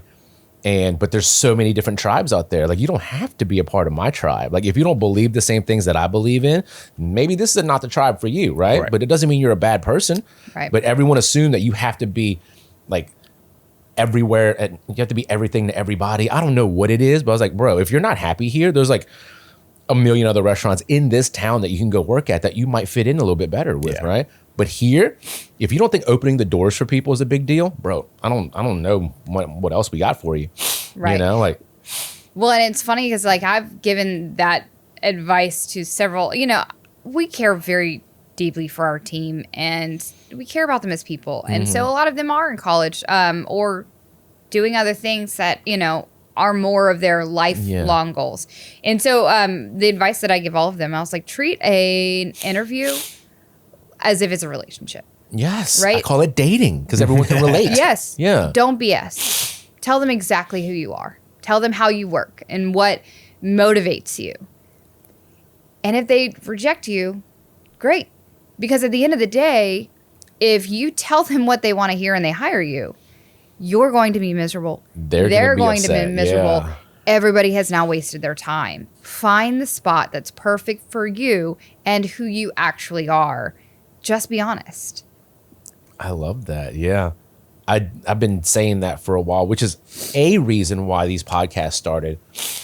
Not initially, but now it is. It's for recruitment. Because when people look for places to work, like let's say they applied at Nino's, they're going to search Nino's. They're going to search Jason. They're going to search like Shannon, right?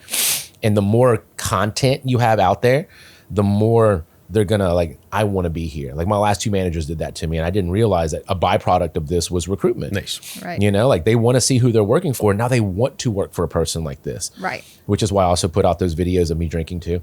Because I also want you to know that you're relatable. Yes. Right. You're just another person. I don't want to be sitting here talking about serious topics all day long and be like, right.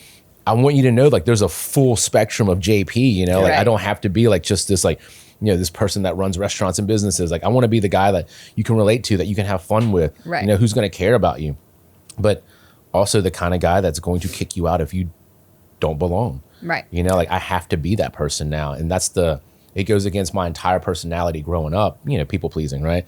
I always want to make everyone happy, but now I talk about psychological safety, but now I talk about psychological safety for the right ones, right? If you're the right one, I'm going to make sure you feel safe every single step of the way. I'm not going to make you feel unsafe, but you're not going to get to be a part of my group. Right. You're going to take an exit. Oh, yeah, for sure. And that's crazy because when people say, like, I thought we were a family, I'm like, bro, like, I don't know what to tell you. I have family I don't talk to. Exactly. Yeah.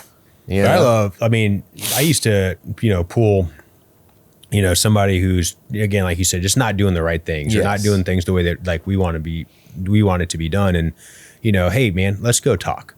Yeah. And, you know, right now, the way that you're acting, your behaviors are jeopardizing the way that I feed my children. Oh, yes. And I would just let them know, like, that is the one thing that's not acceptable. Like, I'm a pretty easygoing dude. Pretty chill, dude. Pretty chill guy. But the moment that you jeopardize the way that I feed my kids, or I feel like there's a problem, I'm going to let you go. Mm-hmm. Like, because that's not going to happen. Tolerating that. Yeah, that's just absolutely not going to happen. I think like just having those kind of more harsh, honest conversations with people, as hard as they are, and I hate them. Like nobody wants to have those. They suck so bad, but they're so necessary for somebody. And then, like you said, at the end of the day, we've had this talk twice now. Yeah, this is just not for you, man. Like, go be happier somewhere else. You know, and like I always encourage people, like, you know, even my management team back in the day, like, hey, Jason, I got a call from so-and-so. Like, I'm thinking about taking the interview. Dude, take it. Take the interview. See what's out there. Take the interview. Practice your interview skills. See what's out there and, see how people value you. I think that's a mistake that a lot of managers, especially like restaurant managers, don't make is like, is like seeing their value. And so like you work, like for me, I worked for the Cheesecake Factory for 10 years. And then like went and like Cooper's Hawk called and I was like, wait a second, you're gonna what? Like I'm the one who told you to take that call. Yep. And dude, she's pushing you all the great things in your life. I did. I said, how do you know your value in the industry if you won't even take a phone call? Yeah. If you won't even take an interview, how do you measure that? Yeah. Because I think we were both kind of the same way. We were kind of raised like loyalty. In the Cheesecake Factory world. And then you go out elsewhere and you're like, wait, A, they're throwing money at me. And B, they think I'm like the best. So I use this analogy. I'm very proud of the time that I spent with Cheesecake Factory. So this isn't a dig on them, but they very much treated me like the really hot boyfriend that I was lucky to like. Oh yes, I feel you. Right? Oh, you're so lucky. You need to be us, with me. and Yeah. And then when I left Cheesecake Factory, you were the hot boyfriend. Yes. I'm like, wait, me? What? Mm-hmm. Like, oh, okay. You know, and so it was a huge wake up call, and I don't know that I would have ever known that if I at least wasn't open to a conversation. I mean, that's honestly how I ended up with Supper Club, and you ended up at Walk-Ons. It's just being open to a conversation. Yeah. You should. Like, I want to be chosen. Like my staff, right? Yeah. Like, I mean, I get to choose my staff, but they get to choose me too. Yep. So I used to have this rule about no rehires, and I still kind of do, to be honest. Because if you don't appreciate what you have now, I'm not taking you back because I know what's out there. You know, like we already know. Yeah. So it's not even usually the money. It's usually like they didn't get what they wanted. They're like, I'm quitting. You're like, dude, think about this, you know, because if you do, like, I can't take you back because what message does that send everybody else, right? And I have, again, back to honest conversations, like someone who comes to me and is like, hey, I'm thinking about doing this. Like, I always tell people, look, I don't talk people out of quitting. Because I was that guy who got talked out of quitting. Oh, I won't talk you out. Yeah, I'm not, and I was resentful. I don't want that to live on my my conscience. I'm not going to talk you out of quitting. I'm just going to tell you like some facts. Like here we are. Like, but don't. And again, like some people like they take that the wrong way. Like they feel like they're not valued because you don't want them. Because I'm not. But I told you, like, look, I'm not going to talk you out of quitting because if I do, it's like talking a boyfriend out of breaking up with you. Right. Like if you're on the fence about being with me, like just pull the trigger. Yeah, like, just check it out. And I'm not going to beg you to stay. I need like 100%. You know, like it's But yeah, you're right. I did have it recently. Someone was like, "Well, he didn't even fight for me," and I was like, I'm not going to like fight you in that manner and talk you out of a better opportunity. Right. If someone can pay you more and you're happier and you can take care of your family a little bit better, dude, my line was, I'll buy you the plane ticket, right? Like, go. Because I'm not going to hold you. I know what size restaurant I have, you know, like I can't pay you a $250,000 salary. Like I would love to, right? Maybe one day, but today, bro, not like that, you know? So, I'd like to pay myself a $200. Yeah, right. So I was like, if you can go do something for $240 or whatever it was, I was like, go, like, please go, right? You'd be silly not to take something like that. But it's not because I don't want you. It's not because I don't value you. It's because I can see a little bit further than this, right? Like it's not because I call it burning bridges. Well, I guess everyone calls it burning bridges, but I don't burn bridges. And I tell staff that a lot too. It's like what you're doing right now, like you don't have to do this. Like you can leave and we can leave on like good terms. Don't burn this bridge. Right. Because if someone calls and says, hey, what about this person? I'm going to be very honest with them. I'm not going to dog you. I'm going to leave emotions out of it. Because usually whenever I talk about like people, I have a lot of sayings. Talk to people, not about people. And the other thing is when you're talking about people, you speak in SBI, situation, behavior, impact, right? Mm-hmm. All emotions are out of the way. So whenever we do like documented conversations for our managers do it, they always like, there's a lot of feelings involved, right? They always do the, and you're like, bro, leave all of that out. Yep. Tell me the situation, tell me what happened, and then tell me the impact that it had. And that's all I need. And we can make decisions based on that. Right. Because in the moment, as soon as you start emotionally charging like an argument or something, it's already done. No one's listening anymore. Right? Now we're fighting on something else. Right? We're not fighting on the actual things that went down that we can fix. You know, like we can't fix people. Like we can't change them. Right. We just find the right ones who want to be here. But I love these things that we talk about because like it's an everyday thing that most people don't think about. Yeah. You know, like all the topics we've talked about so far today are freaking awesome. Yeah. Right. No, I love that was my like end of the night email. Like if I had a rough shift, like angry typing, and then leave it there. Don't send it. Yeah. Go do a loop and breathe. And then you just got to get it out sometimes too, right? Like as soon as you get it out, you're fine. Yeah. It's like when you keep it in. Dude, I'm loving this conversation with you guys. Yeah. I knew we were very similar and I knew we got along. Yeah. But now I know why we get along. Right. Like we have a very similar mindset about how we treat people. Oh, yeah. Because not everyone thinks this way. No. It's I don't want to call it old school. Right. But it's different. Yeah. You know, sometimes people just think about that bottom line. And yes, that bottom line is very important. Don't get me wrong. It should always be in the conversation. But I think you can drive that bottom line through like true like guest leadership and experience. excellence. Yeah. For sure. I think honestly, that's the only way to do it, because I can do it through fear. Right. But that doesn't last very long. Right. You know, and you have to find the right people who are motivated by fear. And if you're motivated by fear, chances are you're not the type of person I'm looking for. Right. You know, like I want someone who's motivated by doing the right thing, from, you know, fulfillment, filling your cup, right? Things that make your soul feel good. I want those types of people, because you feel that. Yeah.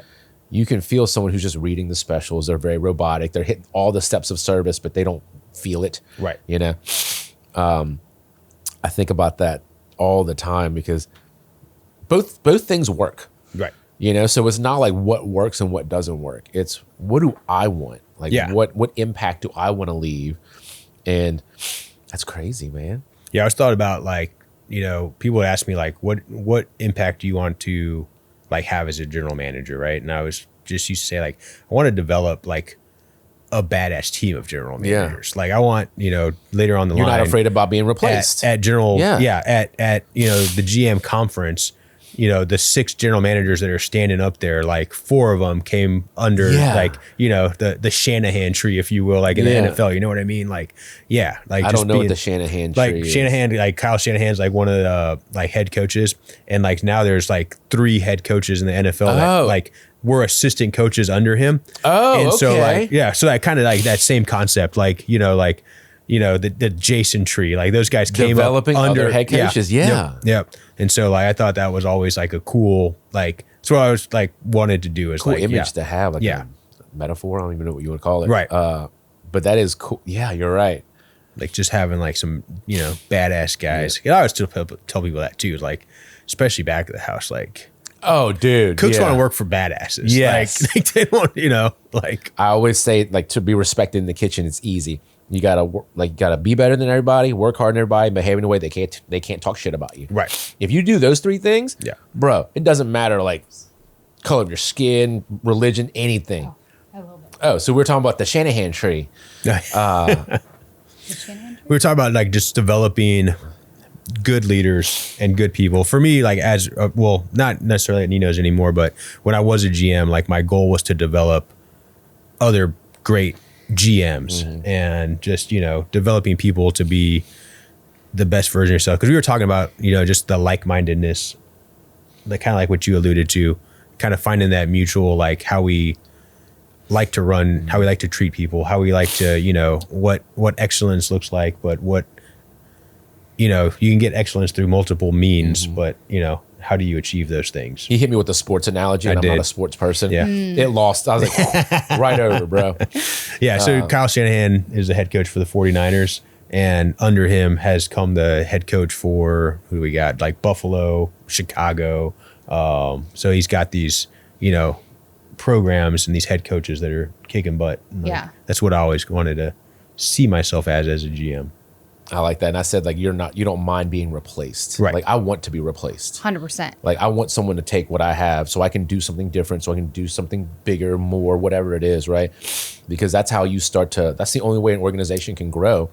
If I'm doing the exact same thing today that I'm doing in 10 years from now, that means we didn't grow. Right. Well, and for me, I've actually found that somewhat challenging, especially amongst female managers. When you're mentoring females in general, there is this fear of someone else can take my job. And I think that's really the wrong way to look at it, because when I'm teaching you my skill set and things to do, not only are you going to make my job easier, but you're also going to be able to replace me so that I could move up. You know, I absolutely want to recreate the things that I do. And you know, Jamie. Jamie's a huge example of that.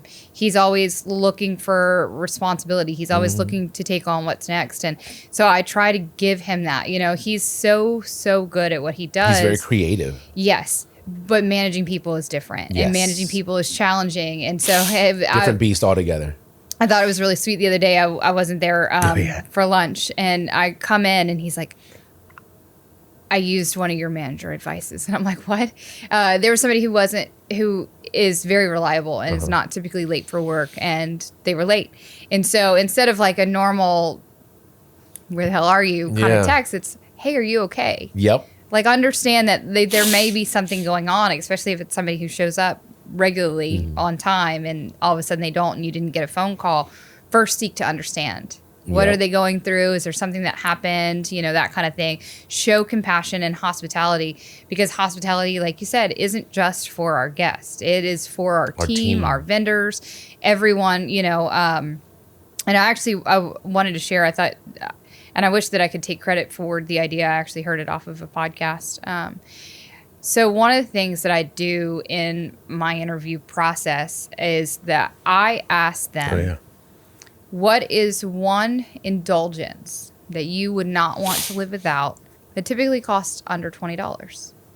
And it's not a necessity, it's an indulgence. You get them to be as detailed as possible. So one of them was a book. Oh, I like to read. Okay, well, what do you like to read? Who's your favorite author? Oh, well, this is my favorite author. They're coming out with a new book soon, blah, blah, blah. And so when I hire them on their first day, I have that very, very specific thing waiting for them with a card inviting them to the team. And, you know, hey, I'm thrilled to have you on the team. I hope you love it as much as we do. Welcome aboard. There's nothing worse than being that employee who walks in and like nobody's ready for you. They're like, who are you again? You don't feel wanted. You don't feel like a part of the team. Right. And so one of them was key lime pie. Key lime pie. Yeah. And so we had the kitchen make a key lime pie for their first day.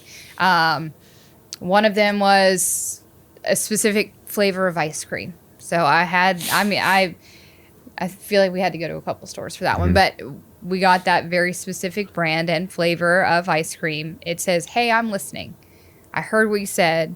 I'm excited for you to be here. I'm ready for you to be here.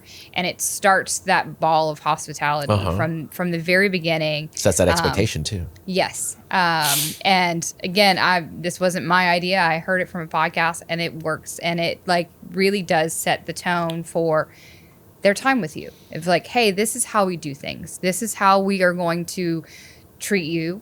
And this is how I want for you to treat our guests. Yeah. You know, but yeah. That is awesome, because I've always wanted to be that type. My wife is that type of person. She's got a memory like crazy. So she'll remember like the things that you liked and she'll get it for you. I've never been if you invite me to a house party, I'm showing up. Right. If you invite her to a house party, she's bringing something. Right. And I'm like, dang it. Like, I just don't think about, that's why we work so well together. It balances out, right? Like I need that. Once again, she pushes me when I need, she thinks about things that I don't think about. And it's, but how you set the tone for things means everything. I know that, but I don't create that as often as I should. Right. I've been getting better at it. There's a book I read called Dream Manager, and I didn't realize I did these things until I read the book, but it's basically, what do you want? I'm gonna help you get there. Right. So if your dream is to go to Paris, right, we're gonna sit down, we'll game plan something, like how long is it gonna take to get there, with the plane ride, how much money you have to have, all of these things. That's just an example. That's never happened. Right. But on a smaller scale, like usually it's something like school related or something, right? Like, so I can help them with that. But just thinking about how I can help you achieve your goals that aren't restaurant goals. Right. Because you only spend, let's say, 40 hours a week. And what do you spend? Like, where's the rest of your time? Not here, right? Right. So I always focus on the inside, but I forget that the outside is way more important. And those are the things, and that's probably, like, I'm sure your staff really appreciates that, because if someone did that to me, I'd be like, oh, like you get the feeling, the warm and fuzzies. That's what this whole thing is about. It's just the warm and fuzzies. Yeah. I got to do more of it. Yeah. How, is there a process that you have to do this? Like, or are you just, it's just a part of my questioning. Like, it's just one of my questions in an interview. And so, there's absolutely times I had to go back and like look through, because I have to write things down. I have the memory the size of a gnat. And so that's just one of the questions. And so I'll look there, and I have to ask clarifying questions. So for me, it might be coffee. okay, well, coffee is not enough. Like, what brand of coffee do you what kind of roast do you like? Yeah. Yes.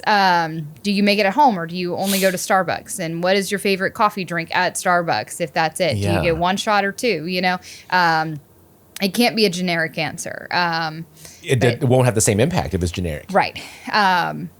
So yeah, it's just part of the line of questioning. I worked with the GM. We did something similar, but like we would do orientation. And this was so dumb because it was a new restaurant opening. So like orientation's like 50, 60 people.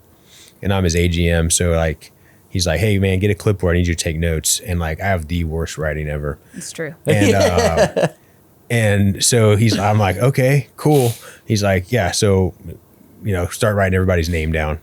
And then he's like, all right, what's your favorite snack? And so he starts going around the room, but it's rapid fire, right? So like hot Cheetos, Sour Patch Kids, gummy bears, whatever it is. And I'm like trying to keep up, writing all these snacks down. But it was cool because it was like we had this list. Eventually it made its way into an Excel form, but this list lived in the office on the computer, and it was, hey, I think JP's having a bad day. Mm-hmm. And it was like, got you, dog. Ice cream sandwiches. Nice. I do love some ice cream sandwiches, man. And we go and we would, find a way to make that appear. And it was like, hey, man, you're having like shake back, whatever it is. But like, yeah, just that little bit of acknowledgement of like, hey, we heard you. Be like, we see you and we're here for you. It's like and keeping a up. jar of chocolates on your desk that's labeled attitude adjustments. Oh yeah. And saying like, hey Jason, you need one of those? Yep. Like, here you go. Like, have a chocolate. Yep. And then it makes light, I think, sometimes, because that's what we do is so stressful. And when I first became a manager, all at once. always, I really thought I had ruined my life. 12 hours a day on my feet. And I was so concerned about where I was supposed to be and when, and the numbers and this, that, and the other. And I loved serving, right? Because you get this immediate gratification of turning somebody's day around or helping somebody make memories for their birthday. Right. And, as a manager, it's harder to come by. The moment that I think I realized that I was in the right spot was, this was, Christmas time in California. I had a staff member who actually had been on an ankle monitor for a long time. Oh. And that day he came and he was so excited. He had finally gotten off. And the thing that he was excited about was that he was able to bring his dog to the dog park. Oh. Right? Like that's the little things. Yeah, yes, you forget. that you don't realize. And so move forward, throughout mid-shift, he had gotten stiff 2, maybe 3 times, and it's Christmas season. We're super busy. And he's just pissed. And you see it all over his face. You feel it coming off of him. And so he's kind of explained it to me. I was like, yeah, but the dog park. And he's like, well, I know, but, and he just kind of keeps going. And I hear him out for a minute and let the shift, let him be in it for a minute. And then, when he wasn't expecting it, he was like ringing in an order. And I just walked up behind him and started barking in his ear. And I'm sure he thought I was nuts, but like it made him laugh. And so, again, kind of move on through the shift. Well, at the end of the shift, he comes back and he said, hey, I really appreciate it. That's everything that I needed in that moment to kind of give some levity to the shift itself. And that's the moment that I realized that my gratification was just coming from somewhere else. And that in those moments, I told one of our staff members the other day, because he's real hard on himself, this staff member. So anytime something small happens, he'll really like kind of let it affect him the rest of the day. Ruin his day, yeah. And so I don't think that you should lead by sarcasm, but I told him, I was like, hey man, you know what you should do? You should be really mad about this for like the rest of the night. Really beat yourself up because you're an absolute piece of shit for letting this happen. Like, and so I go, he's like, he wanted to be mad about it, but he knew I was right. And he knew that, it's kind of funny. We've had this conversation. Yeah, right. I know, but I'm like, yes, that's exactly what I'm talking about. Stay mad. Stay really angry about make yourself real small about it. because that's how much this matters. Is that a mom thing? Because my wife will do that when the kids are crying. You're like, maybe, yeah. I will know? say being a parent has definitely improved my patience level or my ability to understand and to lead, yeah. And I think they look at it that way at times. Like all of a sudden, like I look like a mom, I behave like a mom, and they're like, "Ooh, don't want to disappoint mom. Don't want to, you know." And I even call them my children at times. Yeah. I like that you take care of them like that, and the way that you lead is different from person to person. You know, I know you said you don't lead with sarcasm, but sometimes people need that. You know, the right people need that. Yes. If you're like really sensitive, sarcasm is probably not good for you, right? But there's so many different ways to lead people because people are so different. If you're very cookie cutter and you're always leading the exact same way, I always manage this way. You're like, dude, you can only manage one type of personality. Yeah. Right. And how many personalities like walk in and out of your door like every day? Right. You know, I think about that too. It's crazy because I wish there was a manual that you can just be like, this person, this thing, right? And then there's really not. You have to go through it. You got to have a lot of those like hard encounters before you're like, I could have handled that a little bit differently. I'll do it this time, next time, or whatever it is. Oh yeah, you were talking about like the memory thing, how you don't have a good memory, but I read this somewhere and it's stuck with me. Your brain is for having ideas, not for storing ideas. So don't beat yourself up about not being able to remember things because you're not supposed to. There's a million things the more you have to remember, the more overwhelmed you become, the more stress that you have. So I use Notion. It's just like a note-taking app basically. And I create a widget for it. So once again, low friction, right? Home screen, hit one button. I can dictate into it. I'm done. And I don't have to look at it again until I'm ready to look at it again, which is normally in the mornings when I have the most energy, the most dopamine. Right. And then I'll classify it where it goes. And then I still won't look at it if I don't have to. But as long as I know I can reference it one day when I need it, my brain can now relax. And then every morning I'll write down like the top five things that I need to do. And it has to be written down because physically I have to scratch it out. Right. Because that is the good feeling for me. Like clicking a button doesn't do anything, right? Or not even a button anymore. Like touching the screen does nothing for me, but scratching that thing out when I finish a task feels so good. Helps you feel accomplished. Oh my God, I feel so accomplished. Oh man. Well, guys, I'd love to sit here and talk to you a lot more, but I feel like I'm keeping y'all forever. It's already been 2 hours. We'll do it again. Wow. We are going to do it again. Like you can't get away from me now. Like I already found it. So I've already decided that when my sister comes in town, I'm taking her to Nino's. Yes. She loves new places and she loves to critique things. And I was like, bro, you're not going to find anything. Because it's mostly about like, if you can make her feel good, then everything turns out good, But like the experience, if you start off and you're cold or you don't care or you're perceived as you don't care, right? Right. Then it doesn't matter how good that food is. Right. You already made up your mind. Yep. Right. So, but yeah, thank you guys for coming in. Yeah. I had a great time talking. Yeah, man. to you. Thank you so much. I'm thrilled to know that we're so like-minded. It's funny because I've heard about you for years through Jamie because Jamie and I met at Proverbial, so I knew of you, and he says nothing but amazing things about you. I've had to be a firm person for him before. Yeah, You know what I mean? He needs that. Yeah. Yeah. For But sure. he's also a tough love, and That's how he knows you care about him. yeah, and sometimes it's, hey, I don't actually approach that for another 2 days, but I'm going to approach it, because he wants it. He wants more of that. He wants leadership, all of those things. And the one thing that, and I don't know if you want to edit this part out, that I've found to a fault of Baton Rouge is there's no proper training for management. It's like, oh, hey, you're a really good bartender, or you're a really great server. Yes. You're good with your guests. Do you want more responsibility? Great. Here are the keys.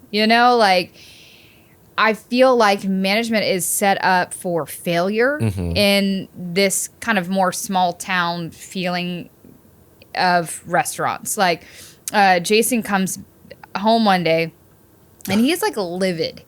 And, I'm listening to him and he's like, yeah, I had this interview come in. Junior manager wanted to sit in. And, for me, I'm all about developing this, that, and the other. So I kind of let them take over. And it was literally the worst interview I've ever seen in my life. They didn't ask anything about like the candidate. They just told them all about the job and what they expect them to do. And, and that was it. And it really irritated him. And I'm like, whoa, back up. So for me, when I first came to Baton Rouge, I was a server, right? I knew that I was coming in with a very limited availability. I'm going to work 3 days for you. I'm going to work your busiest shifts. I'm going to be the best employee you ever had, but like, this is what you get. And not everybody is down for that. People want flexibility. They want people with open availability. I get it. And so I had gone through several interviews, and I knew exactly what he was talking about because I was on the other end of it. But you have to realize that when we were coming up in the industry, we had people teach us interview skills. They gave us a list of questions. These are the questions you ask, and these are the kinds of answers that you're looking for. Here is a list of things that it is absolutely illegal to ask people. Just basics. And managers here never had that. I agree with you. And so I said, take a deep breath. You can't be angry if no one ever taught them this. You think because they're in a management role that they had some sort of training, and that's not how you make a lot of assumptions sometimes. Mom and pop places work. You know, like we come from corporate. So luckily in that space of time where I had either stepped down or I was fortunate enough to have gotten to work for several mom and pops and in those environments, because a small restaurant's problems are so wildly different than a large restaurant's problems. And so that I don't even know what got me on that, but I love that because I'm actually struggling with that right now. Well, struggling with it in the terms of I now realize that I don't give enough management training that way. I assume that if you just stick with me for a while, you'll see how it's done. And I'm not talking like how to put numbers and do recaps and like, I'm not talking like the operational stuff. I think you're talking about like the emotional, like intelligence part. Right. Like that's the part. I'm learning that now. And it is tough because I've always been a small restaurant person, right? Like majority of my life has been in my own restaurant. So like learning all the things that I've done wrong is probably the biggest lessons that I've ever had. It's not so much that someone taught me, it's the things that I've messed up that I've had to fix to get to where I am today. And I think about that now is I'm trying to figure out how to treat managers better, because I've already understood the fact that just because you're really good at something doesn't make you a good manager. Those are two separate jobs. Right. Like a really good cook is not a really good kitchen manager. Right. So what normally happens is you'll be like, oh man, you're crushing it. You're awesome at this, right? Let's move you to management. And then you assume that it's like the next step up, but it's not. It's a different role altogether. And you're expecting something from someone that doesn't have that type of training, who's never had to motivate people, who's never had to like sit there and listen, or solve problems or anything. So that's where you get a lot of people who micromanage, is because if they don't know how to do the manager job, they revert back to what they do know because that makes them feel better. So when I start seeing people micromanage a lot, I go, all right, you already know how to do this part. Let's figure out how we can get you better at the part that you're not so good at. Right. And I haven't figured out like a formal way of doing this other than just being with them. That's the only way that I've figured out how to do it. But there has to be a way to systemize this, because corporations have figured that out. Right. And like the more people that I talk to that have like large corporation chain backgrounds or whatever, it almost makes me feel like if I could go back in time, I would 100% work for one, just so I could learn how they did it. Just hearing people how they cook steaks, like there's a process for cooking steaks if you're at Outback or something. It's like, what? You mean you just don't throw things on the grill and cook it to temp? Like there's a way, but they've figured it out. And also a lot of fun for me is figuring it out on my own. So I don't truly wish that I had the handbook, because I would revise that handbook anyway to make it fit me. But it is nice to have that structure. That's, I think, why we're so proud of where we come from, is because we do understand that we've worked for some of the best companies out there and places that still have scratch kitchens while doing high volume, and they have absolutely systemized everything. And not to say that they're taking away, like, and there were moments, I think, that, at least with Cheesecake Factory, they used to have secret shoppers, and they would come in and, grade every little thing. And what they realized is that created almost like a fear of personality. And so servers were so concerned about that they failed at sometimes the human connection of it. So there is, for us, it's finding the balance, right, of systematic ways that we were taught things without losing the heart and personality of a mom and pop, right? Like, so it's finding that middle ground of those things that has truly been a challenge, but a really delightful challenge. And I think that bringing a little bit more of that structure into an environment like that has really helped us be successful. And the thing that I find about having those really set standards is that everyone knows what's expected of them. No surprises. There's no confusion. And for those who really are passionate, it makes going above and beyond crystal clear when they are. And so they know that it will be recognized because the standards are here and you're way over here, you know, that kind of thing. You've taught me a lot today. Like from green flags to a lot of things. My saying for this is I want to be corporate in the back, mom and pop in the front. Yeah. So Yes. what you can see is mom and pop. How we run is corporate, right? As in like numbers and like how those things, not like the back of the house. Like, Right. you know, because they're still, I technically think they're the front too, you know, it's just Oh, people yeah. part. Oh yeah. So The balance. I've always had that analogy, I guess, or that way of thinking, because I never want to be corporate. I never want to have that look. I never want to have that feel. It's just not fun. Like, yes, if I need to eat and you're the only thing open, for sure, I'm going to go. The food's going to be good, but I don't want to. I don't have enough time in the day anymore. So if I do have the time to go out to eat, I'm looking for a lot more than just food, right? Yeah. I can DoorDash that now. So I don't need to go out anywhere. If I go out, it's because I want to feel something and I want to go home happy. Right. Which I usually do whenever I go, you know, well, I go to places that I know the people now. Or Yeah. even if I didn't know the people, they know the same people that I know. Right.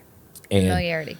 to go back to the community part, that is what I think has been shaping my 2025, has been the sense of community that we have in Baton Rouge now.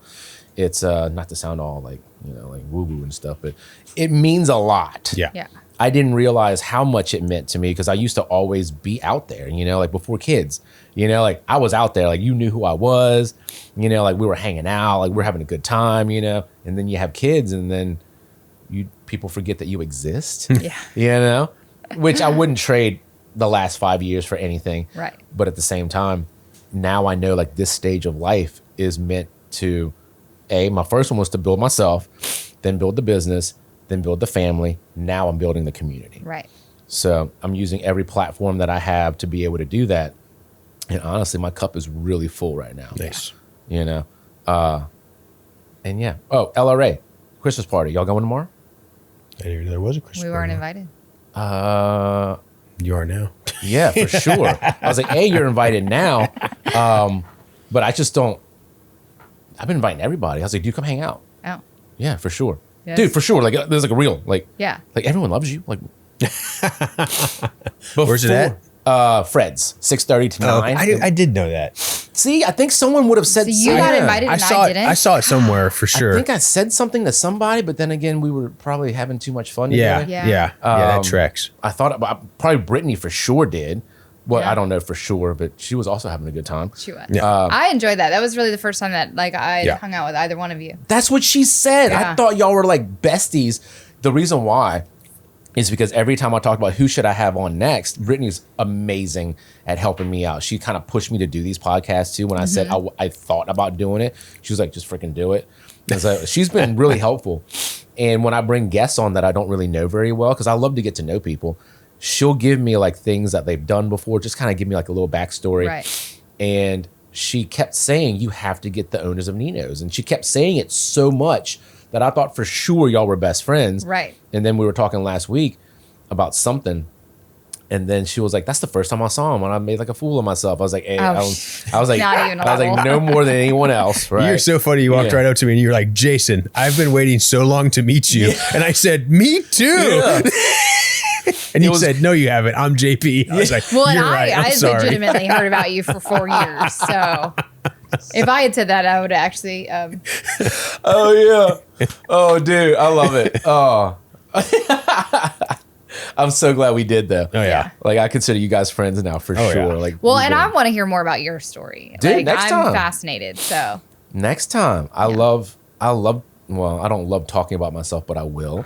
yeah. I would much rather learn about other people, but you in order to learn about other people and create rapport and relationship, you have to share as well. Right. And I have no problem sharing. Yeah. Like I'm. Okay, but I do have a question.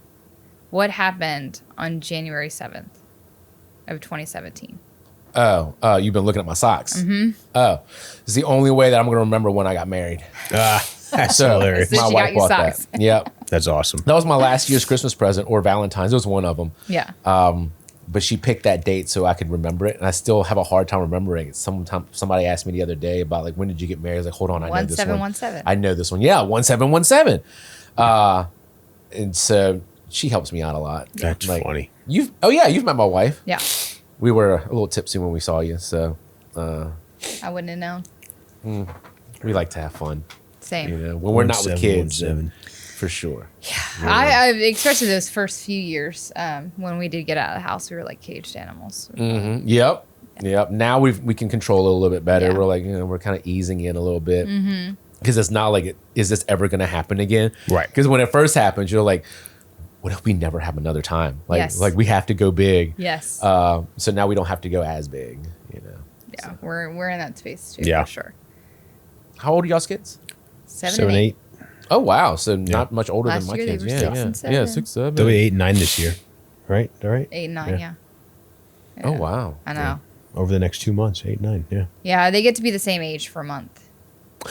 How cool is that though? Well, I asked my son just the other day, like what he was looking forward to most about being 8, and he said, "I get to be the same age as my sister and my cousin," because his sister had a daughter. She was supposed to be born, Like in February. after my son, but she was preemie, so she was born before. Yeah. So she's right in the middle of my 2 kids. So his mother went from 0 grandkids to 3 in 1 year. In 1 year, wow. Yeah. That's an adjustment. Yeah. I'm sure. She loved every minute of it. I'm sure. Yeah.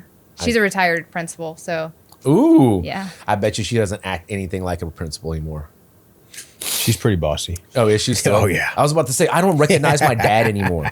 I'm like, Yeah. you are not this way with me, bro. Oh, like, what yeah. is this? Like, what is going on she here? definitely That's spoils definitely the tar 100% out of our true, kids. yeah. But she Yeah. also, they have like school time with Mimi, and Mimi's she's Oh, great. that's good. They That's know good, that yeah. Mimi's bossy. Well, she was real helpful on COVID too, because the kids would FaceTime with her. I mean, they were little, but they had the little like learning apps and stuff like that. And very quickly, my daughter learned how to screen share, which she had to teach me. Oh, yeah. And they would play the little learning apps together.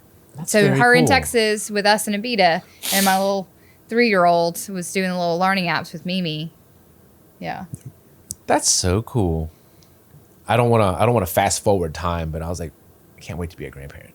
Yeah. And wait, not like can't wait. I can wait. Right. Yes. But it's just gonna be another An stage exciting of life. Yeah. thought. Oh, yeah. Yeah. I think Something to look forward to. when I actually talked to my parents about that the other day. Like one of the biggest compliments you can have or get as a parent is your parents or the children's grandparents spoil your kids. Yeah. Because they know that the job of the parent is well in hand. Yes. And I can be a grandparent. I love. Yep. Nope. My mom actually said that out loud. She was like, "We've done our job. Like, Yeah. like we're done. Yeah, we're done. You know what I mean? You're good. Yeah. Yep. Well, not only that, but they trust you to do a good job. Yeah. Right. Like I can spoil my kid and you're going to correct it. You know, like when they get home, you're going to give them discipline so that I, as a grandparent, don't have to. Right. I just get to be the fun grandparent. You've earned it. You at this try to get point, them yeah. to bed with the sugar in them. And Yeah. Oh yeah. Now it's. Oh God. It's. I love that so much now. It's just different stages of life. You know, different chapters of the same book. yeah. So. We have to remind his parents, like, you don't have to do things with them every day. Like, they're taking them to SeaWorld and taking them here. And, like, I'm sure they They're want to. okay. They want to share they experiences do. with them. They Yeah. do. But they're also getting older, you know, like, they don't have to be entertained all day, every day, which I think they've gotten better. Elijah said that last night. He said, Dad, will you help me put together an itinerary of things to do in Texas? And I said, yeah, dude, I got you. Did he say the word itinerary? He did. I Oh, said, nice. I said, Bro, what's up? I said, step 1, eat chicken fried steak. And he went, Ooh. Yeah, he has never tried chicken fried steak, but What? he's very excited for it. Yeah. Where's the best place in Texas for chicken fried steak? that's a great question. I'm about to hit like all my boys up to make sure I still. It used to be this cafe called Lulu's, and it was epic. But I got to make sure it's still Yeah. the spot. That's like one of my favorite foods. Oh yeah. And I hate to say this, but like probably over a decade ago, Chili's had like a really good chicken fried steak. Yeah, but a decade ago, Chili's was a different beast. Yeah. I feel Okay, like. yes, I agree. It was good. Yeah. Now I went recently, like when I say recent, like the last like 6 months, and I was like, eesh. Yeah, I haven't been back in years, but I remember even TGI Fridays used to have that bomb spinach dip, like stuff. Everything like had that, freaking Jack Daniels in it. Yeah. Like, dude, I remember. Oh, it was so good. Jack Daniels, everything. Everything, yeah. And as a kid, you're like, ooh, Jack Daniels. And you're like, I didn't realize that they cooked all the alcohol out. Right. But it was still very cool. You're acting drunk off of ribs. Yeah. Right. So whatever gravy they put on the meatloaf or something. Oh, that was a good time. Oh, yeah. Chains aren't the same anymore. No, they really aren't. I don't remember last time we've really been to a chain. No. I support local as much as I can now. Yeah. I understand how hard it is, and like if I'm going to spend my money, it's going to be somewhere local. 100%. Well, and the list of restaurants that we're dying to try, it just keeps getting longer and not shorter. Because you're busy. Yep. I know, but it's almost to the point that sometimes it's frustrating too, because then when we do have time away from work, not all these restaurants do I want to bring my kids at. That's true. Like I'm dying to go to Cocha. We haven't been to Cocha yet. Ooh, yum, by the way. I don't really want to bring my kids. Like, I want to go and really enjoy it. I bring my kids, and I'm pretty sure he's the owner. We've never met formally, but I'm pretty sure it's the owner. Sits down with you, like goofs Enrique? off with the yeah.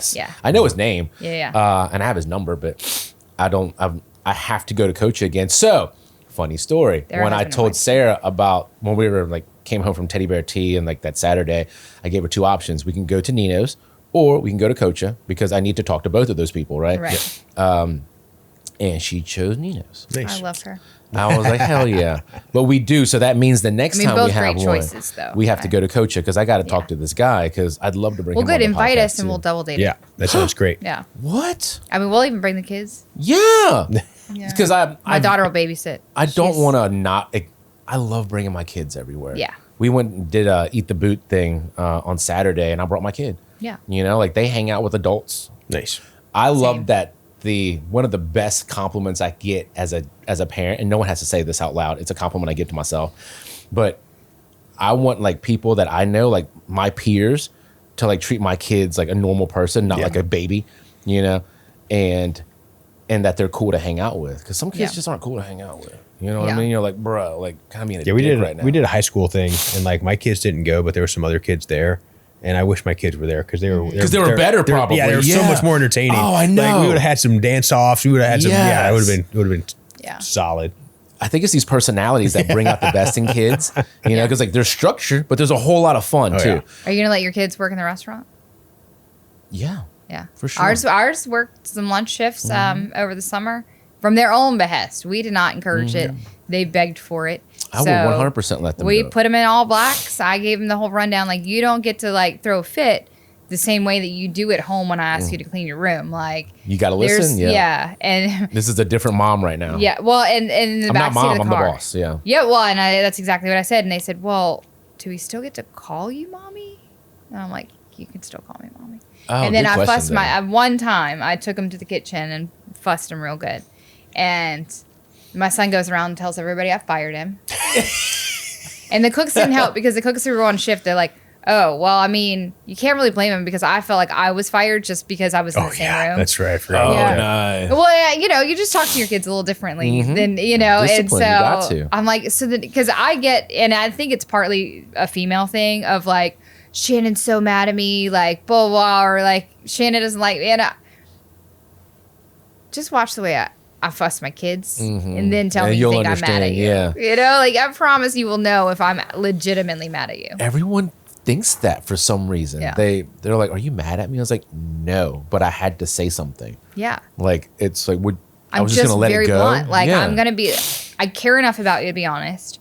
And I've learned through my years that the moment that you avoid hard conversations, they snowball. And so I was trying to teach another manager this. I'm like, look, if you call in Joe, right, because somebody else called out and you know it's going to be a busy shift, and now you don't have a grill cook, so you call Joe in. You're like, "Joe, please do me a favor and come in."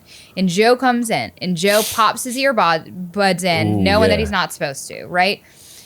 you are naturally going to be reluctant to have that conversation because Joe just came in to do you a favor. But when you don't say something, then Sally, who's on pasta station right next to it, sees that when Shannon's on shift, she lets people wear their iPods or AirPods. And so now it's like it takes off like wildfire because now the dishwashers were like, well, bet. Like, we're all going to listen to music. Cool. It's a great day for me. And then now, instead of the one hard conversation that you had to have with Joe about the earbuds, now you got to have 5 different conversations. So it's like you're only making your job harder by resisting that one. And chances are, if Joe's half a decent, team member, oh, shoot. Yeah, I forgot. Sorry. And that's it, and I've had to be very blunt with people, especially, I started managing in my young 20s. And so here I am, managing 40-year-old men who are 6 foot tall. But at the end of the day, especially now, I have the conversation once. The second time around, I'm like, hey, look, I will never want to treat you like a child. And so therefore, I'm not going to repeat myself the same way that I repeat myself to my children. I've already had this conversation with you one time. This is the last time that I'm having this conversation. Oh, I like that. That's a good way of approaching it. We were talking about difficult conversations earlier, and the faster you run toward a difficult conversation, the faster you put it out. Yes. Everyone's going to respect that. But you're right. All of a sudden, now you wear AirPods once, you don't say anything for whatever reason, and then the culture changes, and it's like, well, we've always done this. And you're like, we have not always done this. Yes. I don't know how it takes 3 weeks at max, right? Because you'll come back and be like, what is going on? Well, we've always done this. No, we haven't. I trained you. There's no way. Yep. Right? But all of a sudden, you don't say something once. As an owner, I have that problem too. Especially for uniforms. Because when I'm in the building, I'm in there for a different reason. I'm not there to police standards, right? Those kind of standards. So if someone comes and talks to me, my brain is somewhere else, and I'm worried about something else, or I'm doing something else, right? But I'm still having conversations with people. If I don't say anything about your shirt, your shoes, whatever it is, all of a sudden they leave that conversation going, well, JP's cool with it. So when a manager talks, they're like, well, JP's cool with it. And I'm like, well, JP is not cool with this. I didn't realize that until my partner said it out loud. They're like, because they really do think that it's fine. And you're like, no, it's not. You were testing me, but I didn't know we were taking a test right now. There were definitely times where Jason and I worked together, and for him, he hair. Yeah, it was the hair. And the thing is it's not my damn rule. I just get paid to uphold someone else's standards. So it became one of those well, Shannon's the only one who manages it. And so there were times where, he was opening in the morning and I come in as the closing manager, and it's not fair to me that this person's been here all day. You haven't said anything. And now I come in, manage things that I was told to, and then I'm the bad guy. Yes. Right now Shannon's got it out for me. So there were definitely times that even though he was, he wasn't a boss, but he was definitely higher ranked than me on the shift at that time. And so I don't care. I'm going to, hey, look, you've been here all day. You allow this to happen. You got to take care of it. Yep. You fix it. I think it's so unfair because when he never gave me trouble. He's like, yeah, you're right. Well, you're right. I don't manage hair. I don't have long hair. I don't even think about long hair. So it wasn't something think about it when it's in your mouth. Yeah. So I don't even know where to go with that one. I was like, how much hair is in your mouth? All you need is one strand of someone else's. But yeah, you're right. And when someone doesn't enforce the rules and the person who does, now they're the bitch. And you're like, dude, if everyone did the exact same thing, it's the standard and no one's a bad guy. Yep. Nobody wants to be the bad guy.